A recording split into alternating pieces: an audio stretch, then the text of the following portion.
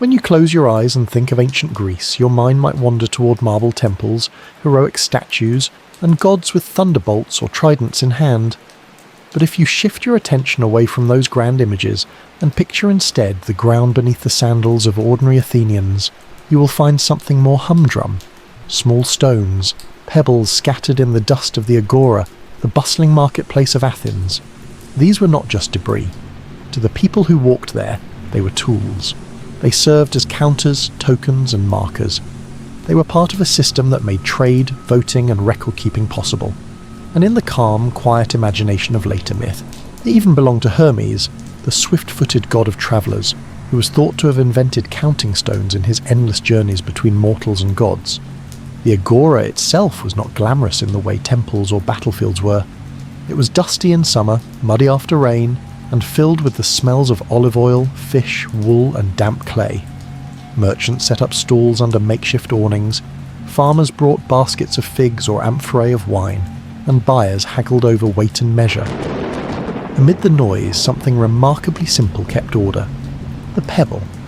Each stone could stand for a coin, or a number, or even a person casting a vote.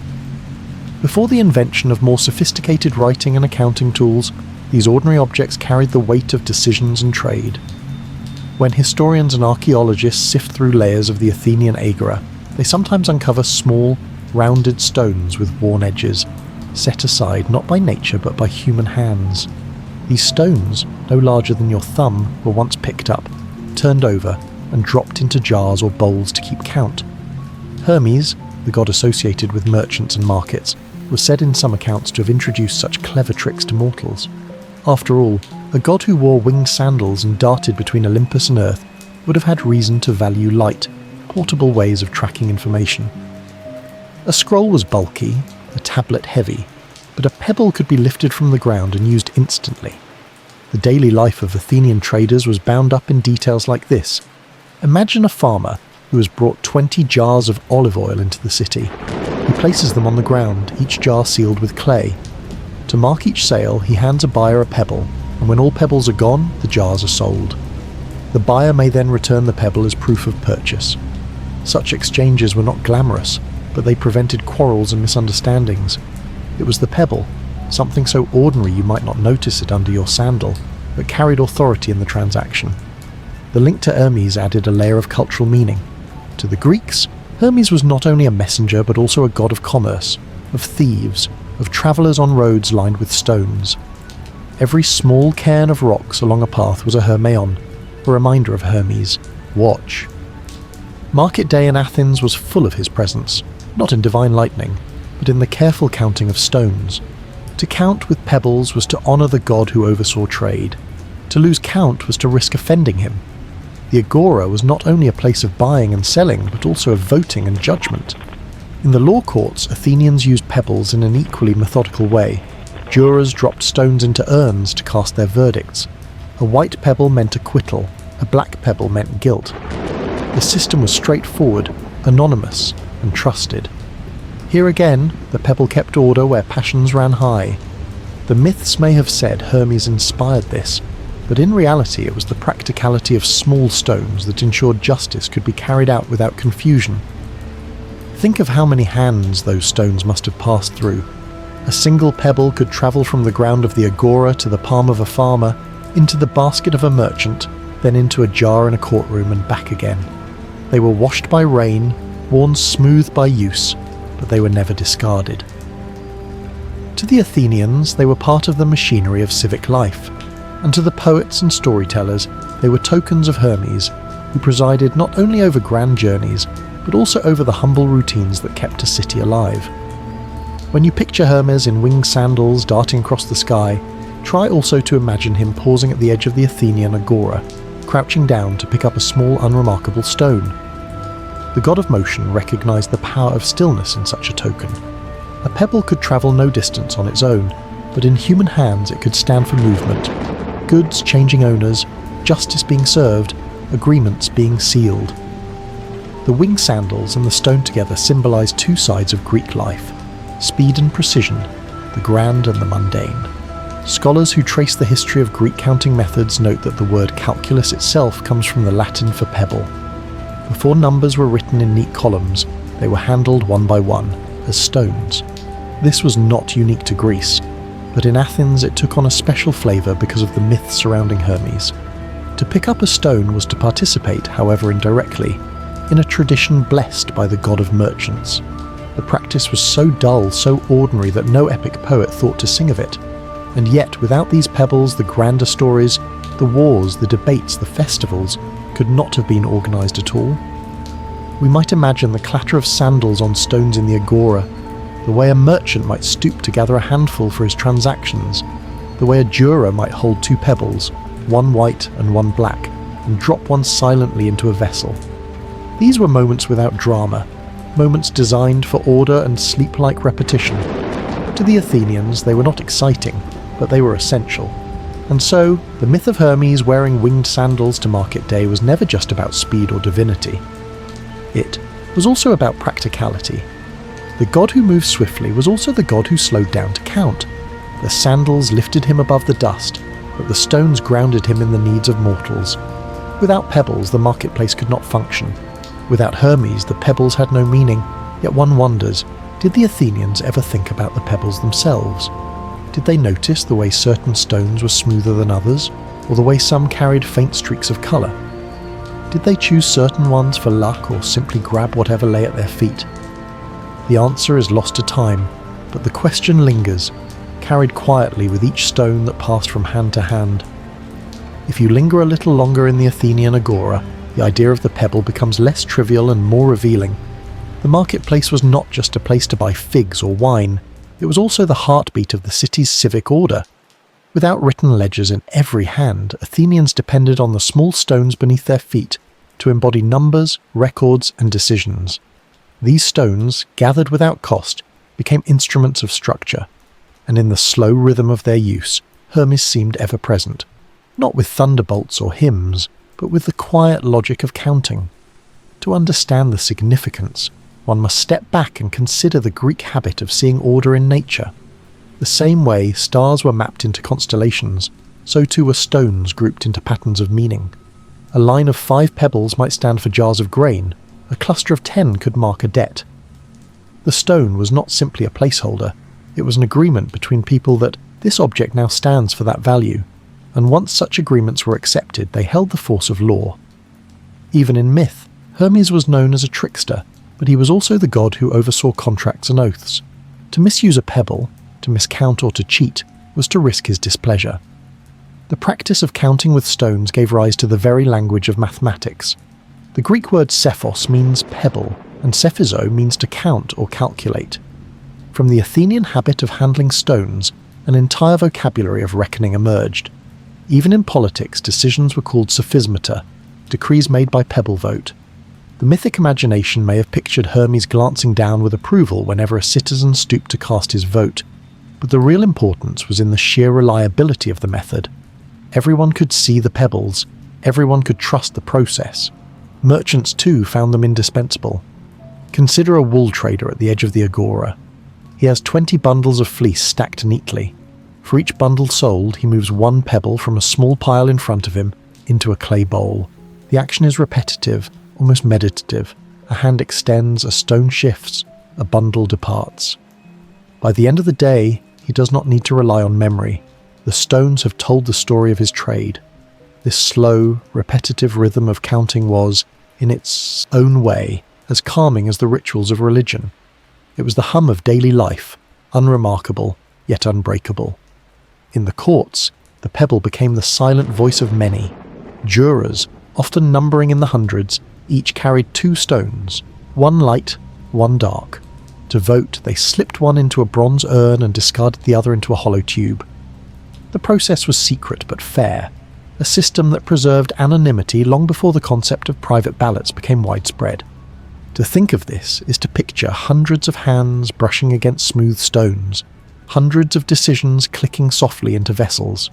The fate of men and the interpretation of law hung on the weight of pebbles. And through it all, Hermes lingered as the imagined patron of order disguised as chaos, of chance disguised as justice. The agora also taught Athenians patience. Stones, unlike parchment or ink, did not rush decisions. They demanded that you count carefully, one by one, never skipping, never leaping ahead. This slow pace suited a society that prized deliberation. A farmer weighing out barley with pebbles could not hasten the process without error. The stones themselves imposed a rhythm of fairness. 1 stone for 1 measure, 1 stone for 1 vote, 1 stone for 1 promise. Over time, more elaborate devices arose. Abacus, for example, with grooves where pebbles could be slid back and forth. This was still a refinement of the same principle. Stones as counters. And though the myth of Hermes with winged sandals captured the imagination, it was perhaps this quieter invention that sustained the Greek world. To walk into the agora and hear the faint clink of stones against pottery was to hear the machinery of Athens working. Religious practice, too, found meaning in pebbles. At rural shrines, worshippers sometimes left small piles of stones as offerings to Hermes. Each stone was a gesture of respect, a silent word of prayer. Over years, cairns rose along paths, each pebble marking the passage of a traveller who sought safe return. Here again, we find the god's presence tied not to grandeur but to accumulation of the ordinary. 1 pebble was nothing, 1,000 became a monument, and yet, questions remain. Did Athenians think of these pebbles as sacred or merely useful? Did they imagine Hermes stooping to count alongside them, or was the association added later by storytellers? Archaeological fragments cannot answer. They only reveal the wear of stones, the grooves of abaci, the urns used in voting. The rest is silence, filled only by speculation. Perhaps that is the charm of boring history. It leaves you with more to wonder about than to know. What can be said with certainty is this. Without pebbles, the organisation of Athenian life would have faltered. Market trade, political votes, legal verdicts, all rested on the smallest objects at hand. It is a reminder that the greatest cultural achievements of Greece, its democracy, its philosophy, its myths, stood on the unglamorous foundation of simple stones moved from pile to pile. The winged sandals of Hermes may catch the imagination, but the pebbles of the agora held the city together. And so, we come back to the quiet image of Hermes, pausing at the edge of the marketplace, his divine speed momentarily stilled. He watches as mortals pick up stones, one after another, counting, marking, deciding. In that act, the line between myth and daily life blurs. The god of swiftness learns the value of slowness, and the mortals, in their slowness, touch something divine. Yet one question lingers as the day ends in the agora.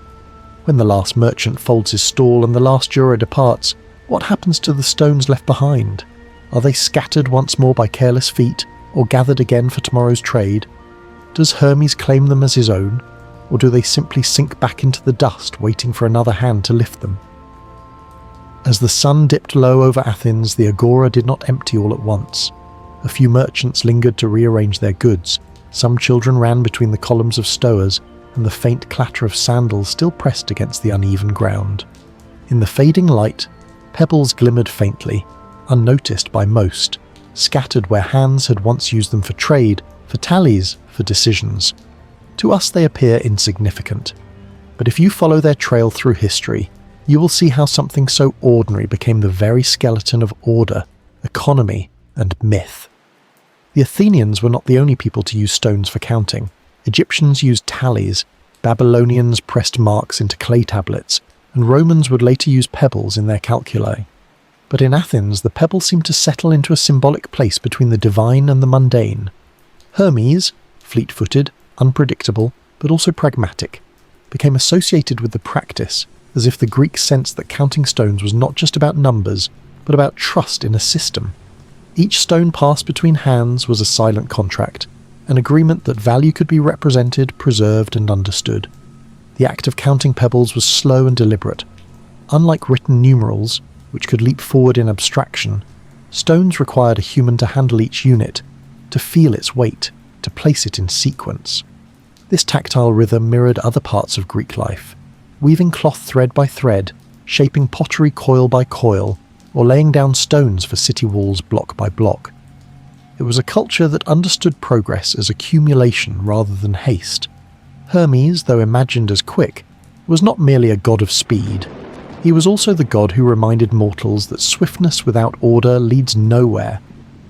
His winged sandals may have carried him through the air, but they often landed back on the pebble-strewn ground.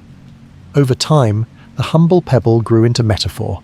Philosophers used the language of Cephos in their arguments, likening thoughts to stones that could be arranged, weighed, and counted. Orators spoke of votes as stones of destiny, determining the course of lives. Even playwrights joked about the tedious counting of jurors' ballots, recognizing how deeply this mundane practice had seeped into the civic imagination. Through all this, the connection to Hermes persisted. He was the patron not only of grand journeys, but also of small reckonings, of the little measures that kept society balanced. What happened then, when pebbles gave way to written numerals and more complex devices? Did Hermes retreat, leaving mortals to their own inventions? Not entirely. The memory of counting stones lingered in language, in law, in metaphor. Even centuries later, Romans would speak of calculations as calculus, literally a pebble. The word survived long after the practice faded, a linguistic fossil reminding us that before numbers lived on parchment, they lived in the palm of the hand. The archaeological record shows us jars filled with stones, urns for voting, and a barchi carved with grooves. Each artifact tells the same story. Order imposed through repetition. To imagine these objects is to picture Athenians bent over them, focused not on the grandeur of philosophy or drama, but on the quiet necessity of keeping count. Without this, trade faltered, courts collapsed, and civic life dissolved. The foundation of Athens' celebrated democracy was not lofty rhetoric alone. It was also the careful movement of stones into vessels. The myth of Hermes reinforced the dignity of such small acts. By tying the god of markets and travellers to the practice, Athenians could believe that their ordinary routines carried divine sanction. A farmer moving stones to track jars of oil was, in a way, imitating the god who carried messages between worlds. A juror dropping a pebble into an urn was aligning his hand with the fairness Hermes was believed to protect. The myth provided comfort. If the god of commerce and contracts oversaw pebbles, then even the dullest act of counting became meaningful. In reflecting on this, one sees a broader truth about history. Civilizations are not built only on wars or monuments. They are also built on systems so ordinary that few bother to record them. Stones, sandals, jars, weights. These were the invisible scaffolding of daily life. And in attaching them to myths, the Greeks preserved their importance. The winged sandals of Hermes became a story not only about divine speed, but about the tools that mortals relied upon to manage time, trade, and justice. As evening deepens over the agora, you can almost picture the stones being swept aside by the feet of tomorrow's market-goers, ready to be picked up again for another tally. Some are lost in the dust, some worn smooth until they can no longer be distinguished from river pebbles. Yet their work is done. They have recorded, they have decided, they have represented value. In their silence, they remind us that history often rests on the smallest, dullest objects, ones that endure not because they are remarkable, but because they are useful. And so the story closes where it began, with Hermes and the pebbles at his feet. The god who wore winged sandals was not above bending down to lift a stone. The mortals who relied on stones for order were not beneath imagining that a god approved of their system. Myth and reality met in the dust of the agora, and the outcome was a society that could count, decide, and remember. But one thought lingers, unresolved. If pebbles once carried such weight in the lives of Athenians, what ordinary objects today carry a similar burden without our notice? Is there something we use daily, dismiss as trivial, but which future generations will recognize as the foundation of our civilization? In storerooms beneath marble columns, clay jars were weighed and tallied, olive oil carefully measured to keep Athena's temples supplied through every season. In the grand sweep of Greek mythology, Athena is remembered as the goddess of wisdom, of strategy, and of the city that bore her name. She was the divine patron of Athens, standing tall on the Acropolis, carved in gleaming marble, a symbol of rational power. But beneath the soaring myths lay a quieter reality, one that connected the goddess not to grand battles or wise speeches, but to oil, ordinary olive oil, stored in jars, poured into lamps and measured cup by cup to keep her temples supplied. Athens was a city of olives. Groves stretched along its hills, their twisted trunks older than many generations of men. The fruit of these trees was more than food. It was a currency, a symbol, and a daily necessity. Olive oil lit lamps, anointed athletes, flavoured bread, and consecrated rituals. And when it came to the worship of Athena, the city's protector, the oil became sacred. It was not enough simply to have abundance. It had to be measured, recorded, and delivered in proper quantities to the temples. The goddess might be eternal, but her worship depended on jars and measures. Each temple in Athens required steady supplies of oil. Lamps burned before altars, votive offerings demanded anointing, and festivals needed reserves. The Panathenaic Games, held every 4 years in Athena's honour, awarded winners not with coins or wreaths, but with amphorae filled with the finest olive oil, harvested from sacred groves said to be planted by the goddess herself. This was oil not just for trade, but for identity, for the very sense of Athenian pride. And to keep such a system running, precise measurements were required. Archaeologists have uncovered stone and bronze vessels marked with lines and inscriptions, ancient measuring tools. These were the instruments that determined how much oil went where, ensuring no temple ran dry and no festival lacked its prize. The measures had names: the chows, roughly equivalent to 3 litres, the kotyle, about 1/4 of a litre, and the amphora, a tall jar holding nearly 25 litres. To us, these numbers might seem arbitrary, but to Athenians they were the scaffolding of religious life. Each measure tied them to a larger system, a rhythm of storage and supply. Imagine an attendant in the temple of Athena Polias, standing before rows of amphorae. His task is not glorious.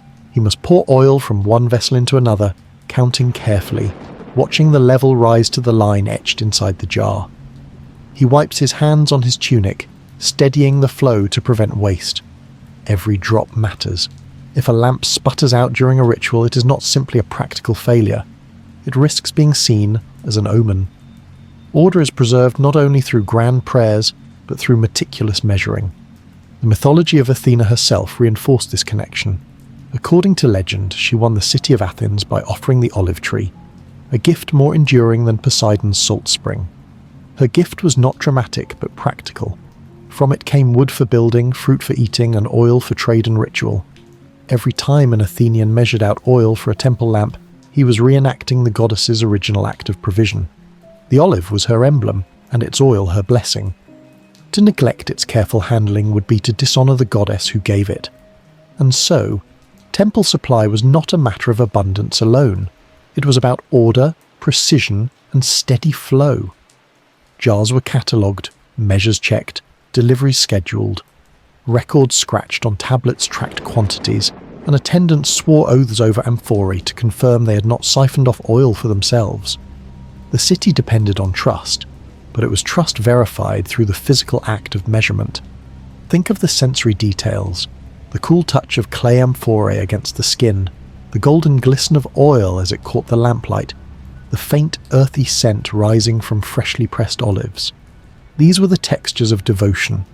To worship Athena was to tend to these practicalities, to ensure that when the priest lit the lamp at dusk, the flame would not falter. The goddess of wisdom was honoured not only in lofty thoughts, but in the careful tilting of jars and the steady counting of measures. Beyond the temples, olive oil also shaped civic pride. The Panathenaic amphorae, large decorated jars filled with oil, were given as prizes to victors in athletic contests. Each amphora bore the image of Athena on one side, and a depiction of the event on the other. They were both practical and symbolic, valuable for the oil inside, but priceless as tokens of victory. To receive one was to carry home not just wealth, but a piece of the city's devotion. These jars had to be filled with care, their contents measured exactly. Too little would be scandalous, too much wasteful. Once again, oil was the quiet measure of order, and in all of this the goddess's presence was felt not in thunder or spectacle, but in the steady supply of a commodity. This is the side of myth that rarely finds its way into dramatic retellings, the part where divinity depends on jars being sealed correctly, and attendants keeping watch through the night to make sure lamps stayed lit. The winged sandals of Hermes may have carried messages across the earth, but Athena's favour was maintained through the hands of men pouring oil into clay. One cannot help but wonder, did the Athenians themselves think of these measurements as dull, or did they feel the weight of sacred duty in every pour? Was an attendant bored as he counted amphorae, Or did he sense that each jar carried a link to the goddess? History offers no clear answer. What remains are the vessels, the inscriptions, the grooves worn into measuring cups by centuries of use. From them, we can glimpse a society where devotion was expressed not only in prayer but in precision. And so, in the quiet halls of Athena's temples, oil flowed slowly from jar to lamp, measure by measure. The goddess's wisdom was reflected not in grand speeches, but in the dull but essential rhythm of supply. Without it, rituals failed, games faltered, and identity wavered. With it, the city thrived. But the question lingers as the oil glistens in lamplight. How did Athens ensure that every amphora reached its temple, that no hand along the way kept too much for itself? What systems of trust or suspicion kept the sacred supply moving smoothly from grove to altar? When you picture Athens, you might see the Parthenon standing proudly over the city, its columns gleaming in the sun. But below that symbol of glory stretched something more mundane. Groves of olive trees, their twisted branches bending in the breeze, their fruit destined not for myth alone, but for oil. These groves, some said to descend from the very first olive tree gifted by Athena, were the starting point of an entire system of supply. From tree to press to jar to temple, the movement of olive oil required not only labour but trust, and trust was safeguarded by careful measurement. The trees themselves were considered sacred. Some were marked as moriae, belonging not to private owners but to the city and, by extension, to Athena. They could not be cut down or damaged without penalty. Inspectors, chosen by the state, visited them regularly, counting branches, recording yields, ensuring that nothing was stolen or neglected. The oil from these trees was destined for the Panathenaic prizes and for temple supply. Every drop was a civic resource, not merely a personal possession. And so the measurement of oil began even before the harvest, with the cataloguing of the trees themselves. When harvest time arrived, the process was slow and repetitive. Olives were picked by hand or beaten gently from the branches, gathered into baskets and carried to presses. There, stone weights and wooden beams crushed them, releasing a golden stream that trickled into basins. Workers collected the liquid, separating oil from water, and poured it into clay jars. At each stage, overseers watched, ensuring that the quantities matched expectation. It was not enough simply to produce oil. It had to be accounted for, tracked against what the groves were believed to yield. A shortfall could mean theft, negligence, or even impiety.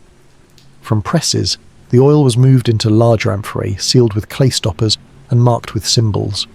Some bore inscriptions, others stamped seals of officials who guaranteed their contents. These jars became part of inventories, stored in state magazines near temples. Inscriptions found on stone records list amphorae by number, each associated with a temple or a festival. The Athenians were meticulous, and their reverence for measurement bordered on obsession. Oil was not only precious, it was divine property. To miscount was to risk offending both the goddess and the law. This burden of trust fell heavily on those who handled the oil. Transporters carried jars by cart or by ship. Priests supervised their delivery, and scribes recorded every transaction. A single amphora might pass through many hands before reaching its destination, and at each stage, measurement confirmed its integrity. A missing jar would spark inquiry. An underfilled vessel could stain reputations. Such vigilance was not paranoia, it was necessity. Oil was currency, wealth, and ritual, all at once. Its misuse threatened not only economics but also piety. Temples themselves became places of storage as much as worship. Beneath their altars or in adjoining chambers, rows of amphorae lined the walls, their clay bodies cool in the shade. Lamps drew from them nightly, flames flickering against stone. During festivals, priests distributed oil from these stores, anointing statues, fueling fires, and preparing prizes. Each withdrawal was noted, each jar replaced in orderly sequence. The temple functioned not only as a spiritual centre, but as a carefully maintained depot, where the goddess's wealth was guarded as scrupulously as any treasury. We should not imagine this as an easy or frictionless system. Human temptation lingered at every stage. Merchants might dilute oil with water, transporters might sell a jar along the way, attendants might siphon off small amounts. The Athenians were aware of such risks, which is why they created layers of accountability. Oaths were sworn, seals applied, and officials appointed to inspect. Yet even with these measures, suspicions persisted. Stories survive of legal disputes involving stolen or adulterated oil. The goddess's gift was too valuable to be left unguarded. In this way, measurement became more than a tool. It was a language of trust. Every line marked on a vessel, every tally scratched into a tablet, reassured the community that order was preserved. Without such verification, faith in the system would collapse. Worship, after all, required stability. To see a lamp extinguished for lack of oil would have been a failure not only of devotion but of logistics. And so, day after day, men bent over amphorae, checking, levels, counting jars, inscribing notes. The mythic layer of all this tied back to Athena herself. Her gift of the olive tree was a promise of continuity, a resource that, if cared for, would never fail. But continuity demanded human diligence. The trees had to be protected, the oil pressed, the jars filled, the measures kept. The goddess might have given the gift, but mortals had to maintain it. And so, when an attendant carefully poured oil to the line in a bronze vessel, he was not simply following a rule. He was reenacting the goddess's blessing, translating myth into practice. Think of the atmosphere in a temple storeroom, the faint smell of oil, earthy and pungent, the dim light filtering through high windows, the quiet echo of footsteps between rows of jars. It was not dramatic, it was not meant to stir the soul, and yet it was sacred, because the city's devotion to its goddess depended on such routines. To supply Athena was to keep Athens itself in balance, and so the system endured, measured amphora by amphora year after year. Inspectors counted, scribes recorded, attendants poured. It was a cycle as regular as the seasons, as unremarkable as the turning of the earth. But within that monotony lay the strength of a city. Still, the question lingers at the edge of all this precision. In a world where every drop was measured and every jar recorded, how much room was left for human error? Or for human cunning? Did the Athenians ever suspect that the goddess's oil, so carefully tracked, might still slip through cracks in the system? The system of olive oil supply to Athena's temples reveals how myth, economy and ritual blended into a single fabric of daily life. It was not a tale of sudden miracles or divine battles, but one of jars and measures, seals and records. And yet, through these dull repetitions, the Athenians bound themselves to their goddess. By the time the Panathenaic festival approached, the city was alive with preparation. Officials checked amphorae stored in state depots, artists painted new prize jars with images of Athena Promachos, and inspectors verified that the oil destined for winners truly came from the sacred Morii trees. This connection mattered. The oil was not just a prize, but a tangible piece of the goddess's gift. When athletes lifted their heavy jars before the crowd, they were not only celebrating victory, they were carrying home a portion of Athena's blessing. The precision of measurement ensured the authenticity of this moment. Too little oil would cheapen the gift, too much would imply waste. Within the temples, the rhythm continued without pause. Attendants measured out oil for lamps, ensuring that flames before statues did not falter. They anointed sacred objects and polished offerings with thin films of golden liquid. Theirs was work of continuity, not spectacle. No visitor remembered the name of a temple oil keeper, yet their diligence made worship possible. In their hands, the mundane act of pouring became sacred. To spill was carelessness, to neglect was impiety. The goddess of wisdom demanded accuracy. The Athenians extended this discipline into law. Inscriptions from the Acropolis record inventories of oil, listed by measure and by destination. Such records were public, carved into stone to remind citizens that temple wealth was transparent, not hidden.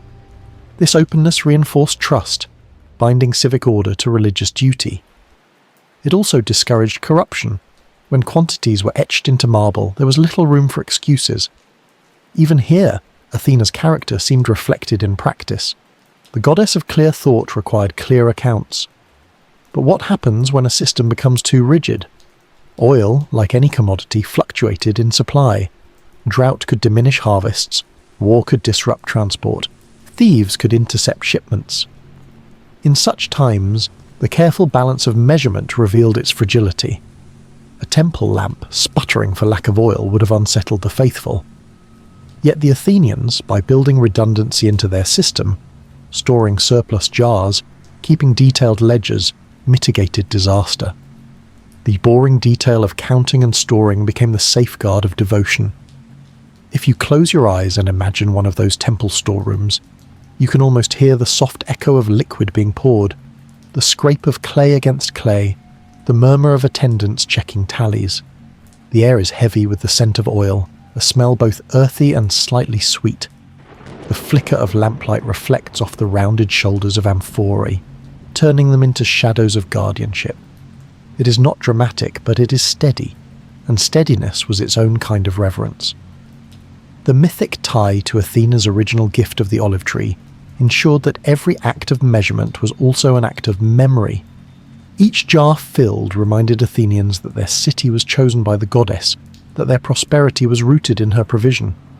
In this way, the oil was not simply practical, it was narrative, a liquid story told in increments. The goddess gave, mortals measured, the cycle continued. Over centuries, as Athens shifted under wars, alliances and decline, the olive groves remained. Travellers still saw them along the roads, their twisted trunks older than the empires that rose and fell. The temples may have crumbled, the rituals faded, but the trees persisted.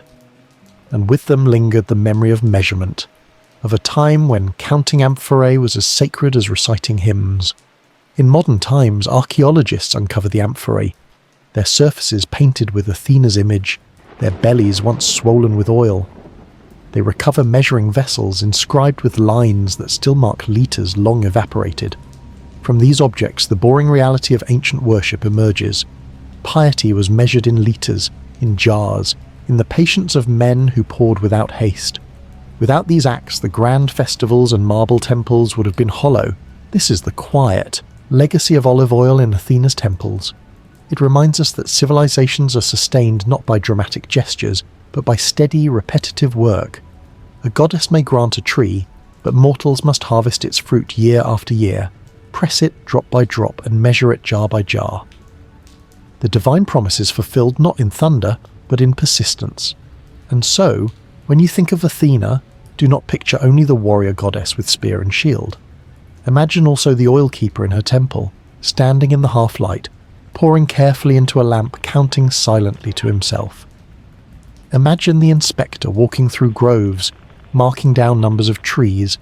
Imagine the amphora standing in rows, each filled to the line, sealed and recorded.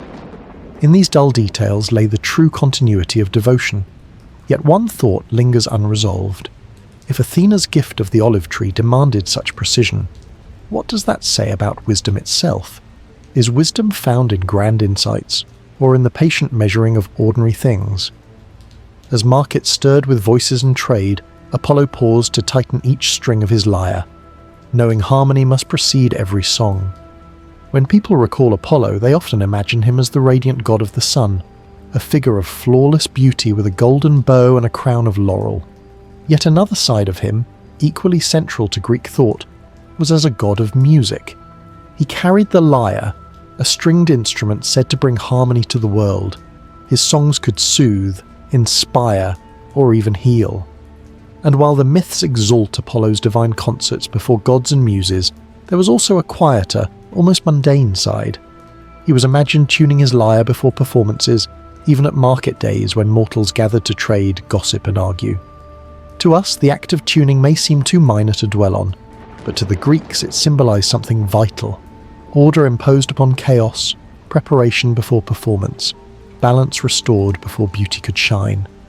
The lyre itself was not an elaborate object by modern standards.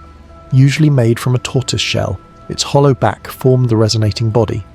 Two wooden arms stretched upward, connected by a crossbar, and from this hung strings of gut, tightened by simple pegs. It was not unlike a farmer's tool, fashioned from what the land provided, and yet, in Apollo's hands, it became divine. The sound of its strings represented cosmic harmony, the balance between opposites, earth and sky, mortal and divine, silence and sound. For this reason, the image of Apollo tuning his lyre was not trivial but symbolic. In everyday Athens, the marketplace was a noisy place. Hawkers calling prices, donkeys braying, buyers haggling. Amid this, musicians sometimes played to attract attention or earn coin. Apollo himself, though a god, was pictured as patron of such music. To tune a lyre in the dusty agora before playing was to imitate the god. It was a small ritual of order before the clamour of performance. Just as merchants measured, oil or weighed grain, musicians tightened strings, listening carefully for pitch. This act, dull in its repetition, was nonetheless sacred. To understand why tuning mattered so much, consider the fragility of the lyre's strings.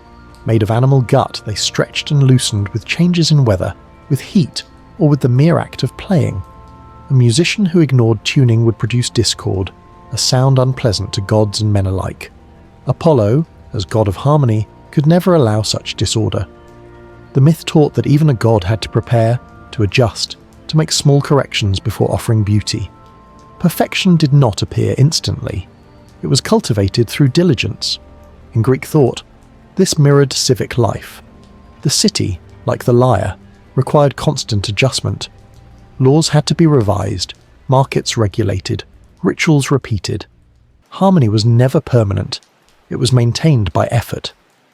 To see Apollo tuning his lyre was to be reminded that even divine order demanded upkeep. Just as a string must be tightened daily, so too must the systems of Athens be tended. This was boring work, but it was essential. Imagine the scene of a mortal musician in the agora adjusting his lyre. He plucks one string, frowns, twists the peg, plucks again, and listens for resonance. The crowd pays little attention at first. They wait for the melody. Yet this quiet preparation is what makes the song possible. Without it, the performance collapses. Here lies the parallel with Apollo, the act before the act, the dull but crucial moment of calibration. Apollo's association with the lyre was also tied to mythic origins. Hermes, the same god of pebbles and trade, was said to have invented the lyre by stretching strings across a tortoise shell. Apollo, angered at first by Hermes' theft of his cattle, was eventually pacified when Hermes gifted him the instrument. From then on, Apollo became master of the lyre, while Hermes retained the trickster's role of invention.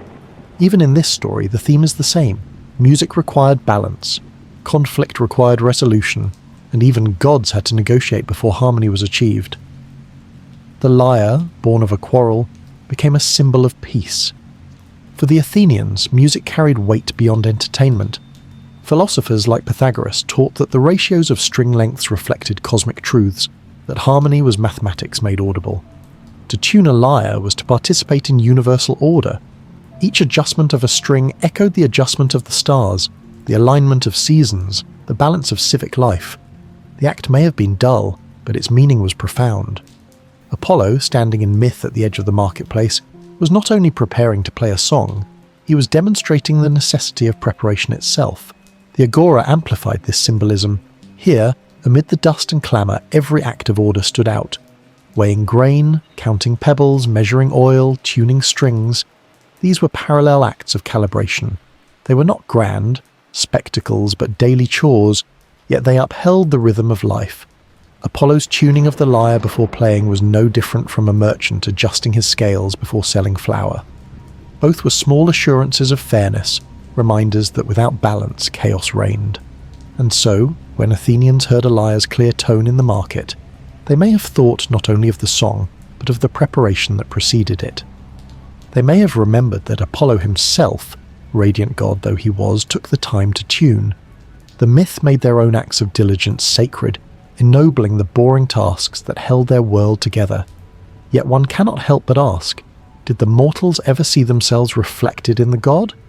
Did a humble musician, twisting a peg with care, believe for a moment that Apollo was near, approving his effort? Or did he sigh at the tedium, longing only to begin? If you walked through the Athenian agora in the early morning, long before the stalls were full, you might have heard the faint plucking of strings. Musicians often arrived early, finding quiet corners to prepare before the noise of trade drowned their notes. Their instruments were fragile things, sensitive to the heat of the sun or the dampness of the air. Each morning required the same ritual: pluck, adjust, listen, repeat. To the casual passerby it was tedious, even annoying. To the musician it was indispensable. And in the mythology of the Greeks, this ordinary act carried the echo of Apollo himself, who, even as a god, was imagined stopping to tune before he played. The discipline of harmony was not an invention of poets alone. It was a civic expectation. In schools, young Athenians learned to play the lyre as part of their education. It was not so much about musical performance as it was about cultivating order and attention. To tune an instrument was to learn patience. To hear when strings resonated together was to train the ear for balance. Teachers reminded their students that music shaped character. A youth who learned to care for his lyre, to tune it properly before playing, was thought more likely to care for the order of the city when he grew older. Music, like politics, depended on calibration. Apollo's role as god of harmony extended beyond the lyre. He was associated with medicine, prophecy, and law, all fields where balance mattered. The healer had to balance humours in the body, the prophet had to balance truth and ambiguity, the lawgiver had to balance justice and mercy. The lyre was simply the most visible symbol of this principle. And so, every time a mortal tuned the strings, he participated in a broader lesson. Harmony was fragile, order was never automatic, and diligence was required to preserve it. Consider the physical act itself. A musician held the lyre against his chest, plucked one string, frowned, and adjusted the peg with careful turns. Too tight, and the string might snap. Too loose, and it would produce a dull thud. The process was slow. Each adjustment affected the others, requiring endless small corrections. It was a lesson in humility. Even gods, the myth implied, could not produce perfect music without effort. The idea that Apollo tuned his lyre before performing reminded mortals that excellence was not effortless. In the agora, this mirrored countless other routines. Merchants tested weights on their scales, bakers checked ovens, scribes sharpened their reeds.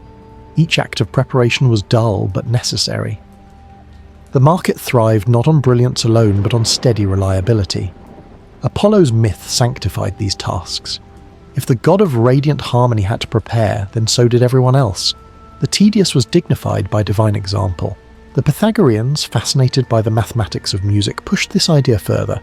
They observed that strings produced harmonious intervals when their length stood in simple ratios, 2:1, 3:2, 4:3.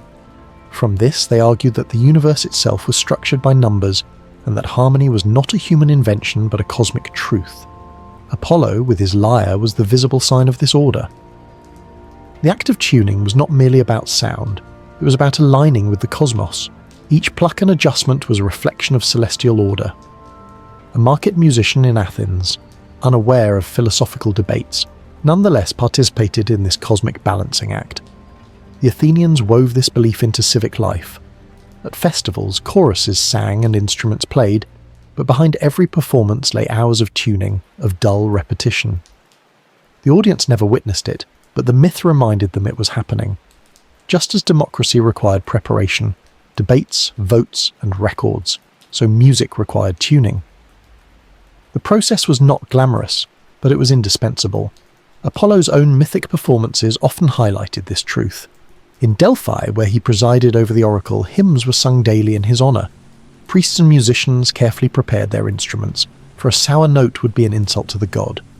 In stories, Apollo's music charmed even stones and trees, but the hidden lesson was that such power came only after the strings were made ready. A god who could conquer with song still respected the discipline of preparation. Think, too, of the psychological effect. To tune a lyre was to slow down, to listen, to focus. Amid the chaos of the agora, where coins clinked and voices clashed, the musician entered a pocket of calm. His attention narrowed to the vibration of a single string. This focus itself was a form of devotion. Apollo, god of clarity, demanded clarity of mind. The tuning was not just for the lyre, it was for the musician's own spirit. This carried into household life as well.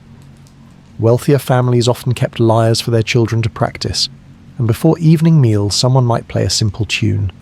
But the ritual began with tuning. Guests waited, hearing the soft plucks, the faint adjustments, before the song began. It was a shared acceptance that beauty required preparation. Even in the intimacy of homes, Apollo's example was followed, and so tuning became a metaphor for readiness in every sphere. Politicians tuned their speeches, generals tuned their armies, craftsmen tuned their tools. The metaphor seeped into language. turning a boring chore into a model of excellence. The god who tuned before he played reminded mortals that order preceded achievement. Yet this raises a question, one the Athenians themselves may have pondered, as they watched musicians fuss over strings. Was harmony ever final? Or was it always slipping out of reach, requiring constant correction? If Apollo himself had to tune again and again, did that mean harmony was never permanent, only momentarily achieved? By the time the market reached its busiest hour, the noise was overwhelming. Sellers shouted their prices, buyers argued, carts rumbled over uneven stones. In such an environment, music seemed fragile, at risk of being swallowed whole, and yet, when a lyre struck its first true, clear note, the sound carried. It pierced through the noise not by being louder but by being ordered. Harmony rose above chaos. This was Apollo's gift to mortals, and the myth of his tuning reminded Athenians that beauty was possible only after preparation. The act of tuning, then, was less about music than about silence. Each pluck and adjustment created a pause, a waiting space before performance. These moments of half sound and correction were themselves a kind of ritual. They prepared not only the instrument, but the listener. In hearing the stray notes, the marketplace was reminded that order was coming, that dissonance would soon yield to clarity. The myth taught that Apollo himself paused before playing, as if to show mortals that silence deserved cultivation just as much as song. The persistence of tuning echoed larger truths of Greek life. Democracy was not decided once and left alone. It required constant recalibration. Laws had to be amended, policies adjusted, leaders replaced. The city was like a lyre with strings that shifted under pressure. Without regular attention, it slipped into discord. Apollo, standing in myth at the market's edge, reminded Athenians of this reality. His radiant music was not magic born from nothing. It was the product of endless small corrections. The city too survived on such corrections. There is a humility in this idea. Even the god of harmony could not play without preparation. His divinity did not exempt him from process. The Athenians, who so often saw their gods as mirrors of human life, may have found comfort in this image. If Apollo had to tune, then mortals need not be ashamed of their own routines. The baker testing his oven, the farmer checking his yoke, the scribe trimming his reed, each was echoing the god's diligence. This gave dignity to repetition. To live well in Athens was not to leap from triumph to triumph, but to engage faithfully in the small acts that sustained harmony. A well-tuned lyre was no different from a well-kept measure of oil or a carefully weighed pebble. Each carried the same lesson. Order is not permanent, it is made, remade, and made again. Over centuries this imagery endured. Philosophers spoke of tuning the soul, adjusting desires and thoughts until they resonated with virtue. Physicians spoke of tuning the body, balancing humours until health was restored. Politicians spoke of tuning the state, correcting imbalances to prevent collapse. All of this traced back to the simple image of Apollo adjusting his strings before he played. The god of music was also the god of maintenance. Archaeological evidence even reinforces the importance of this idea.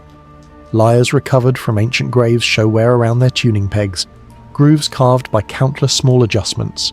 These instruments, buried with their owners, suggest that the act of tuning was inseparable from the act of playing.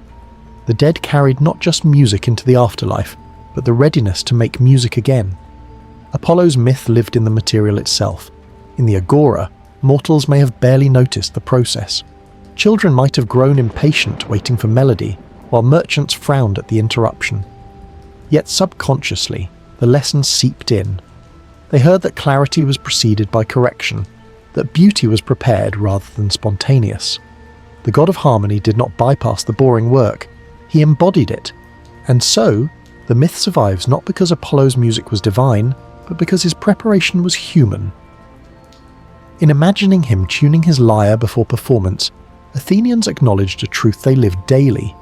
No system endures without attention, no string sings without tension, no harmony emerges without adjustment. The image leaves us with a quiet reflection. If harmony always requires tuning, then perhaps perfection is not a permanent state, but a continual practice.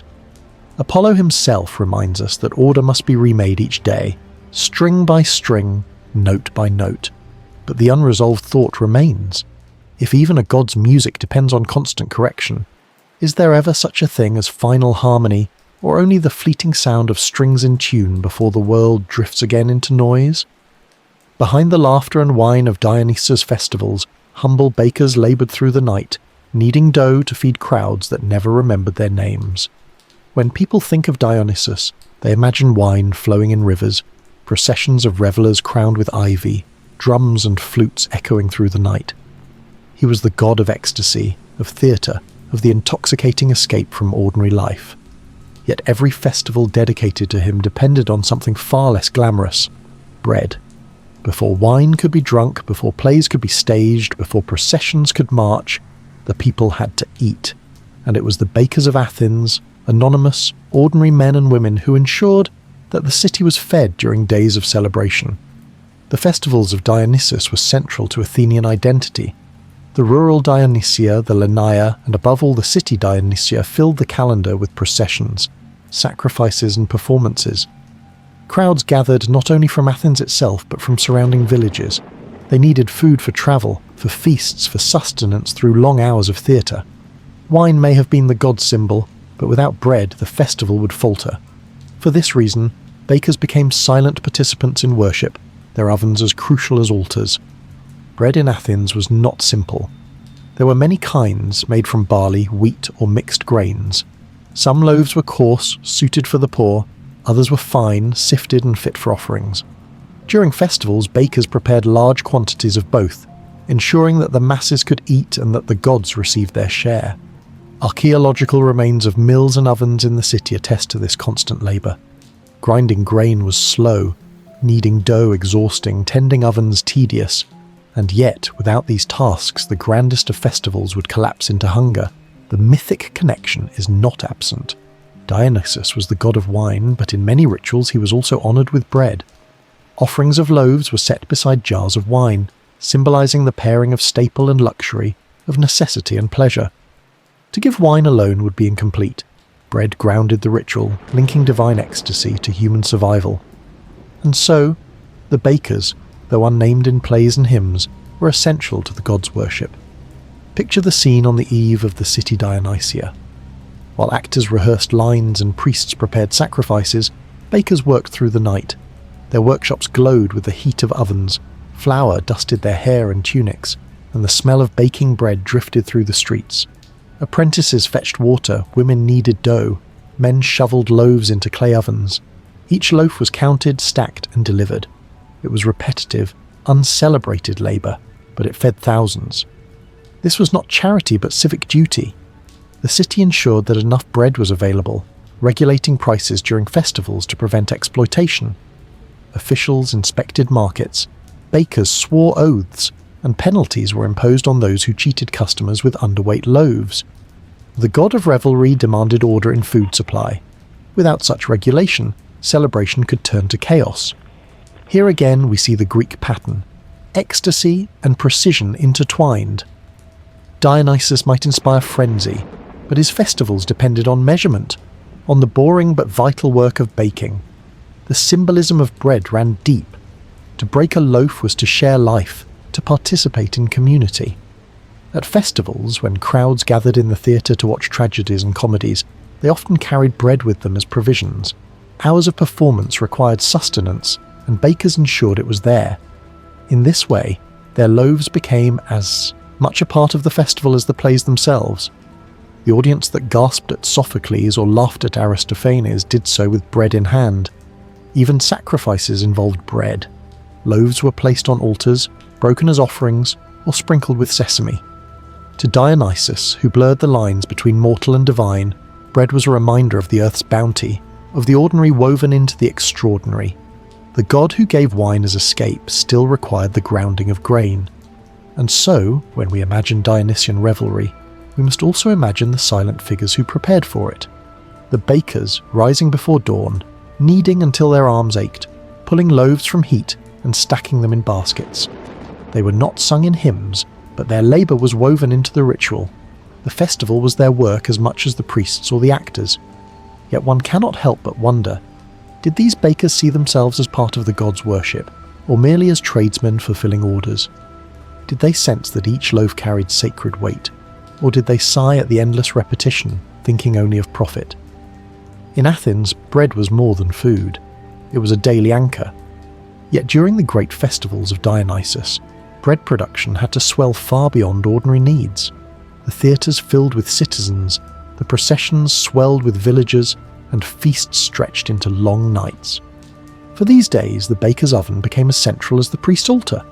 The rhythm of kneading and baking carried the same weight as the rhythm of drums and flutes. Without one, the other could not endure. The baker's workshop was a place of heat and dust.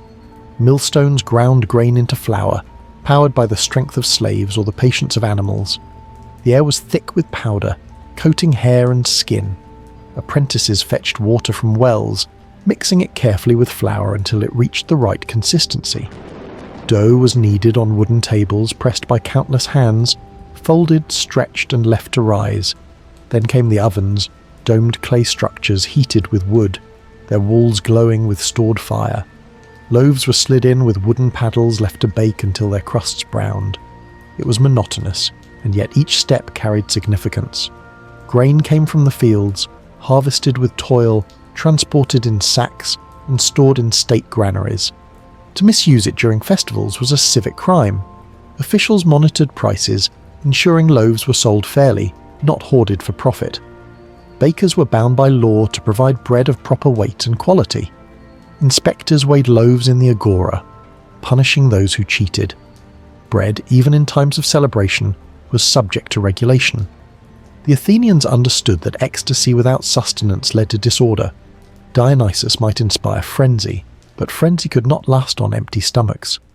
The festivals, filled with processions, plays, and feasts, demanded steady fuel. Bakers supplied it in abundance. Each loaf consumed in the theatre, each basket carried through the crowd was a silent guarantee that the celebration could continue. Wine might intoxicate, but bread steadied. Together they balanced one another, the gods' dual gift of escape and endurance. Loaves themselves bore symbolism. Some were round, some long, some sprinkled with sesame. Special breads were shaped for offerings, decorated with simple patterns. These were placed on altars beside wine and fruit, offered to Dionysus and to the city's ancestors. Others were distributed among the poor, ensuring all could participate in the festival. In this way, bread was not merely sustenance but inclusion. It drew the entire community into celebration. The bakers, though invisible in myth, were thus guardians of equality. Their ovens ensured that both wealthy and poor had access to food during the days when normal routines paused. A festival that excluded the hungry would dishonor the god. By providing loaves in abundance, the bakers leveled the ground. Their work was as essential as the actors' lines or the priest's chants. Without it, Dionysus' promise of shared joy would be hollow. Consider the city Dionysia, when plays were performed in honor of the god. The theatre of Dionysus seated thousands, and performances lasted from dawn to dusk. Spectators brought provisions, bread foremost among them.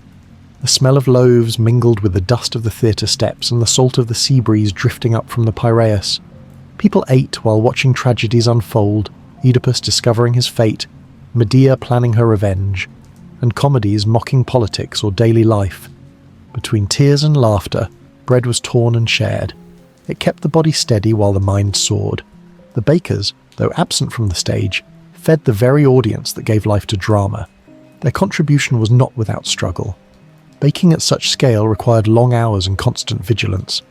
Ovens could crack under strain, fires had to be stoked through the night, supplies of wood and flour managed carefully.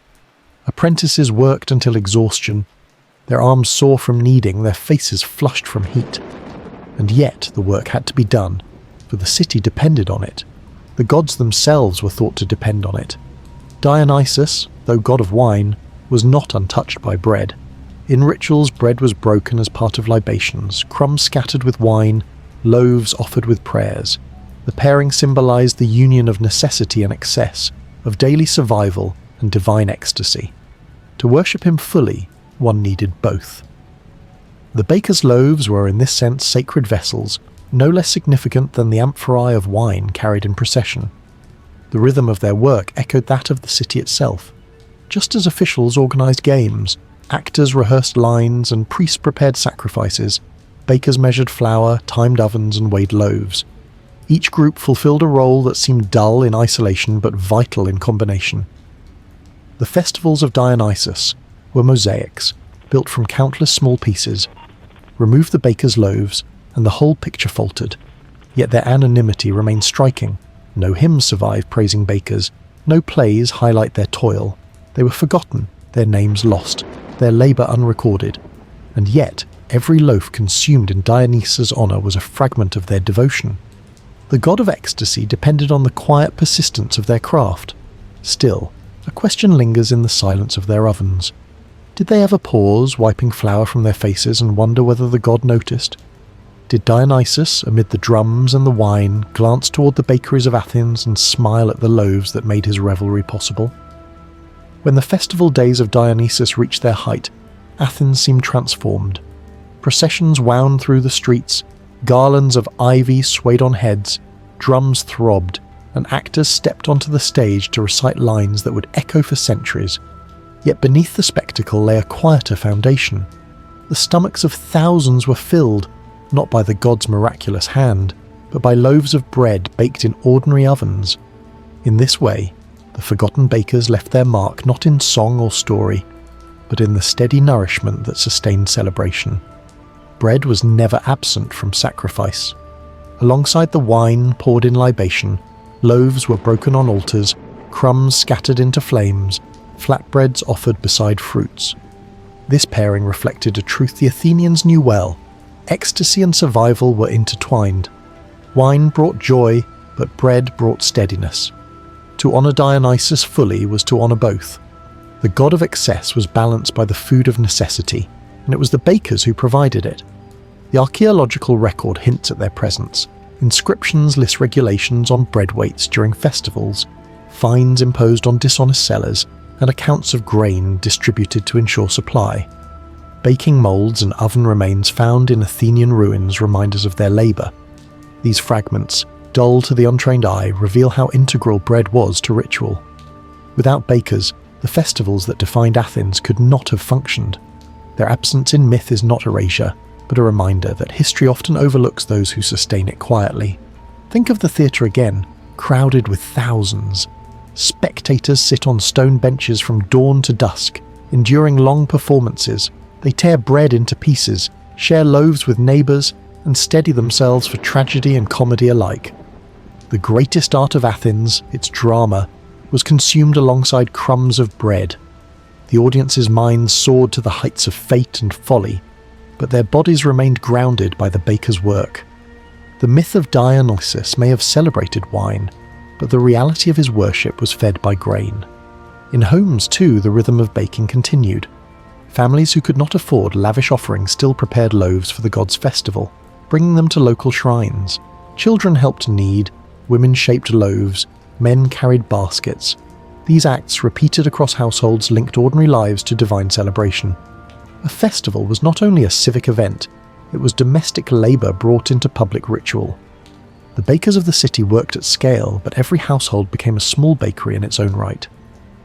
The symbolism endured in philosophy as well. Bread came to represent the basic needs of life, the ground upon which all else rested. Wine might intoxicate, theatre might elevate, but bread remained constant. Philosophers noted the contrast. Dionysus was divine excess, but his festivals depended on mortal moderation. The bakers embodied this moderation. Their loaves were reminders that ecstasy was only possible when sustenance was secured. And so, while hymns praised Dionysus' revels and plays immortalized his festivals, the bakers disappeared into anonymity. Their names are lost, their stories untold. Yet their ovens glowed each season, their arms kneaded tirelessly, their loaves stacked high in baskets that sustained celebration. They were the invisible priests of necessity, their offerings as sacred as any libation. One might imagine, in a moment of quiet, a baker pausing at his oven's mouth, sweat on his brow, watching loaves rise. Did he think of Dionysus then? Did he picture the god's revellers tearing bread in the theatre, his loaves mingling with wine and song? Or did he simply sigh at the endless work, unaware that his labour was itself a form of worship? The forgotten bakers remind us of a truth that history often conceals. Civilization is sustained not only by its poets and priests, but by those who feed the people. Dionysus' festivals dazzled with ecstasy, but they endured on bread. And so the story closes with reflection. If every festival needed bakers, then perhaps every joy requires an unseen foundation. The revelry of Dionysus rested on ovens, just as harmony rested on tuning, and justice on pebbles. The divine always leaned on the mundane, but one question lingers unresolved. If the bakers were forgotten in the hymns of Dionysus, how many other nameless hands in history built the foundations of joy we still remember? Within quiet temple halls, Hera's priests bent over wooden tablets, marking each grain of barley offered, a patient record of devotion and duty. When we picture Hera, queen of the gods, wife of Zeus, her myths often swirl with jealousy, power, and the politics of Olympus. She appears in epic poetry as a divine force of majesty and wrath. Yet behind the grandeur of her image lay the quiet rhythms of her worship. For temples devoted to Hera, particularly in Argos and Samos, the goddess's honour was not upheld solely by hymns or sacrifices of oxen. It was preserved through record-keeping, through the tedious but sacred task of counting grain, one measure at a time. The offerings to Hera came in many forms: coins, cloth, animals, and produce. But grain was constant. It was the foundation of sustenance, the measure of survival for city and household alike. To give grain to the goddess was to dedicate the very essence of life's stability, and so priests and attendants in Hera's temples recorded each offering carefully, marking down weights and measures, tallying contributions not in vague terms but in precise quantities. Grain, like the goddess it honoured, demanded order. Archaeological remains support this picture.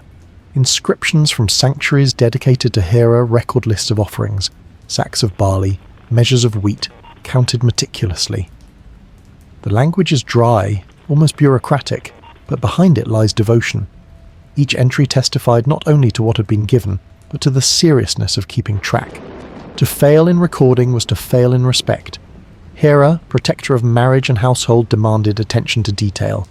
Just as a household could not thrive without careful stewardship of food, so her temple could not function without careful accounting.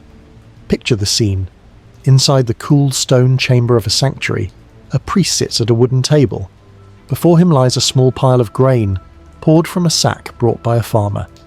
He reaches for a measuring vessel, fills it, levels it, and empties it into a storage bin. Each measure is noted, scratched onto a wax tablet or carved into a temporary tally. The process repeats until the sack is empty, the record complete. To the farmer, the act may seem dull. To the priest, it is sacred duty.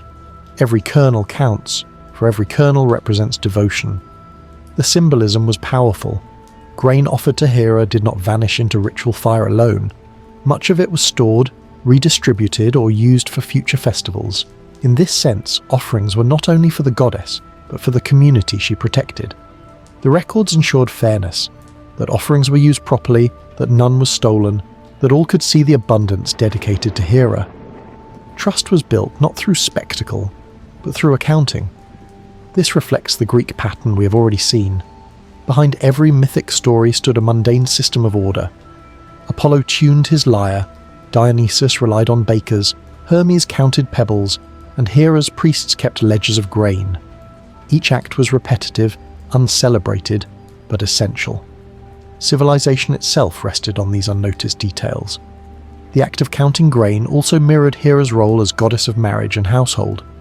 Just as wives and mothers managed stores of food in homes, ensuring there was enough for winter, priests managed offerings for the temple. The connection between domestic and divine was seamless. To measure grain for Hera was to echo the care of families who measured grain for their own survival. Worship of the goddess was thus rooted in the ordinary. Imagine the storerooms of her temples, rows of clay pithoi, giant storage jars, lined against walls, each filled with grain offerings. Dust motes drift in shafts of light from small windows, the air, heavy with the smell of barley.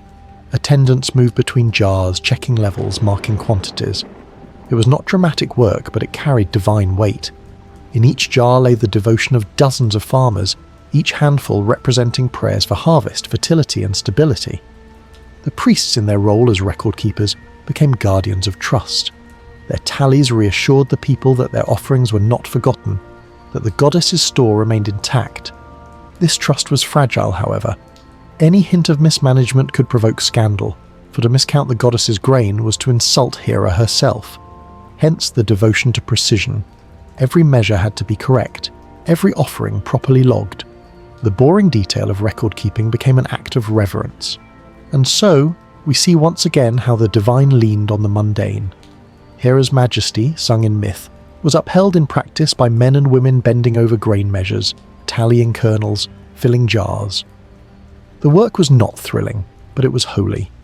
Without it, the festivals of Hera would falter, her temples lose credibility, her worshippers doubt her care. Yet one question remains. Did the priests themselves, writing line after line of measurements, ever pause to wonder if Hera truly cared for numbers? Or did they believe that in each recorded grain lay a fragment of the goddess's watchful presence? When the festival of Hera drew near, the sanctuary stirred not only with prayers and sacrifices, but with the shuffle of scribes and attendants. Offerings did not pour in all at once.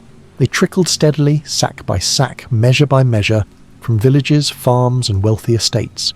Each farmer carried what he could spare. Some arrived with donkeys laden with barley, others with a single basket of wheat.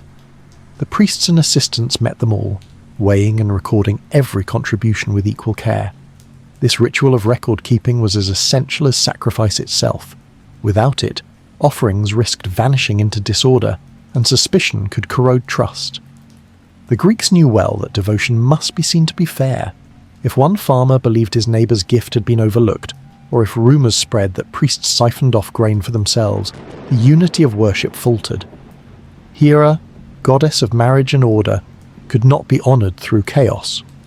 The slow arithmetic of tallying each gift preserved her dignity.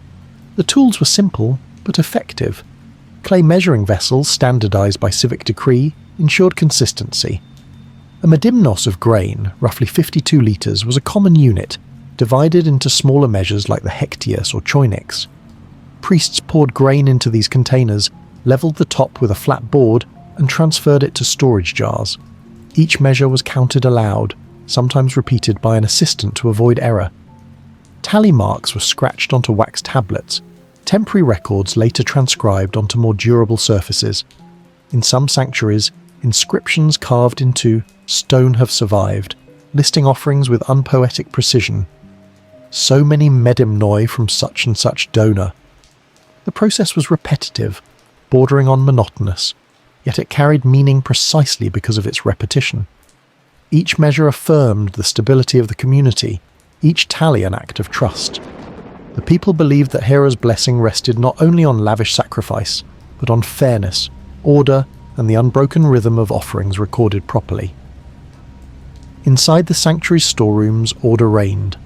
Large pithoi, massive clay jars, stood against the walls filled with grain. Their rounded shoulders and narrow mouths were sealed with clay or cloth to keep pests at bay.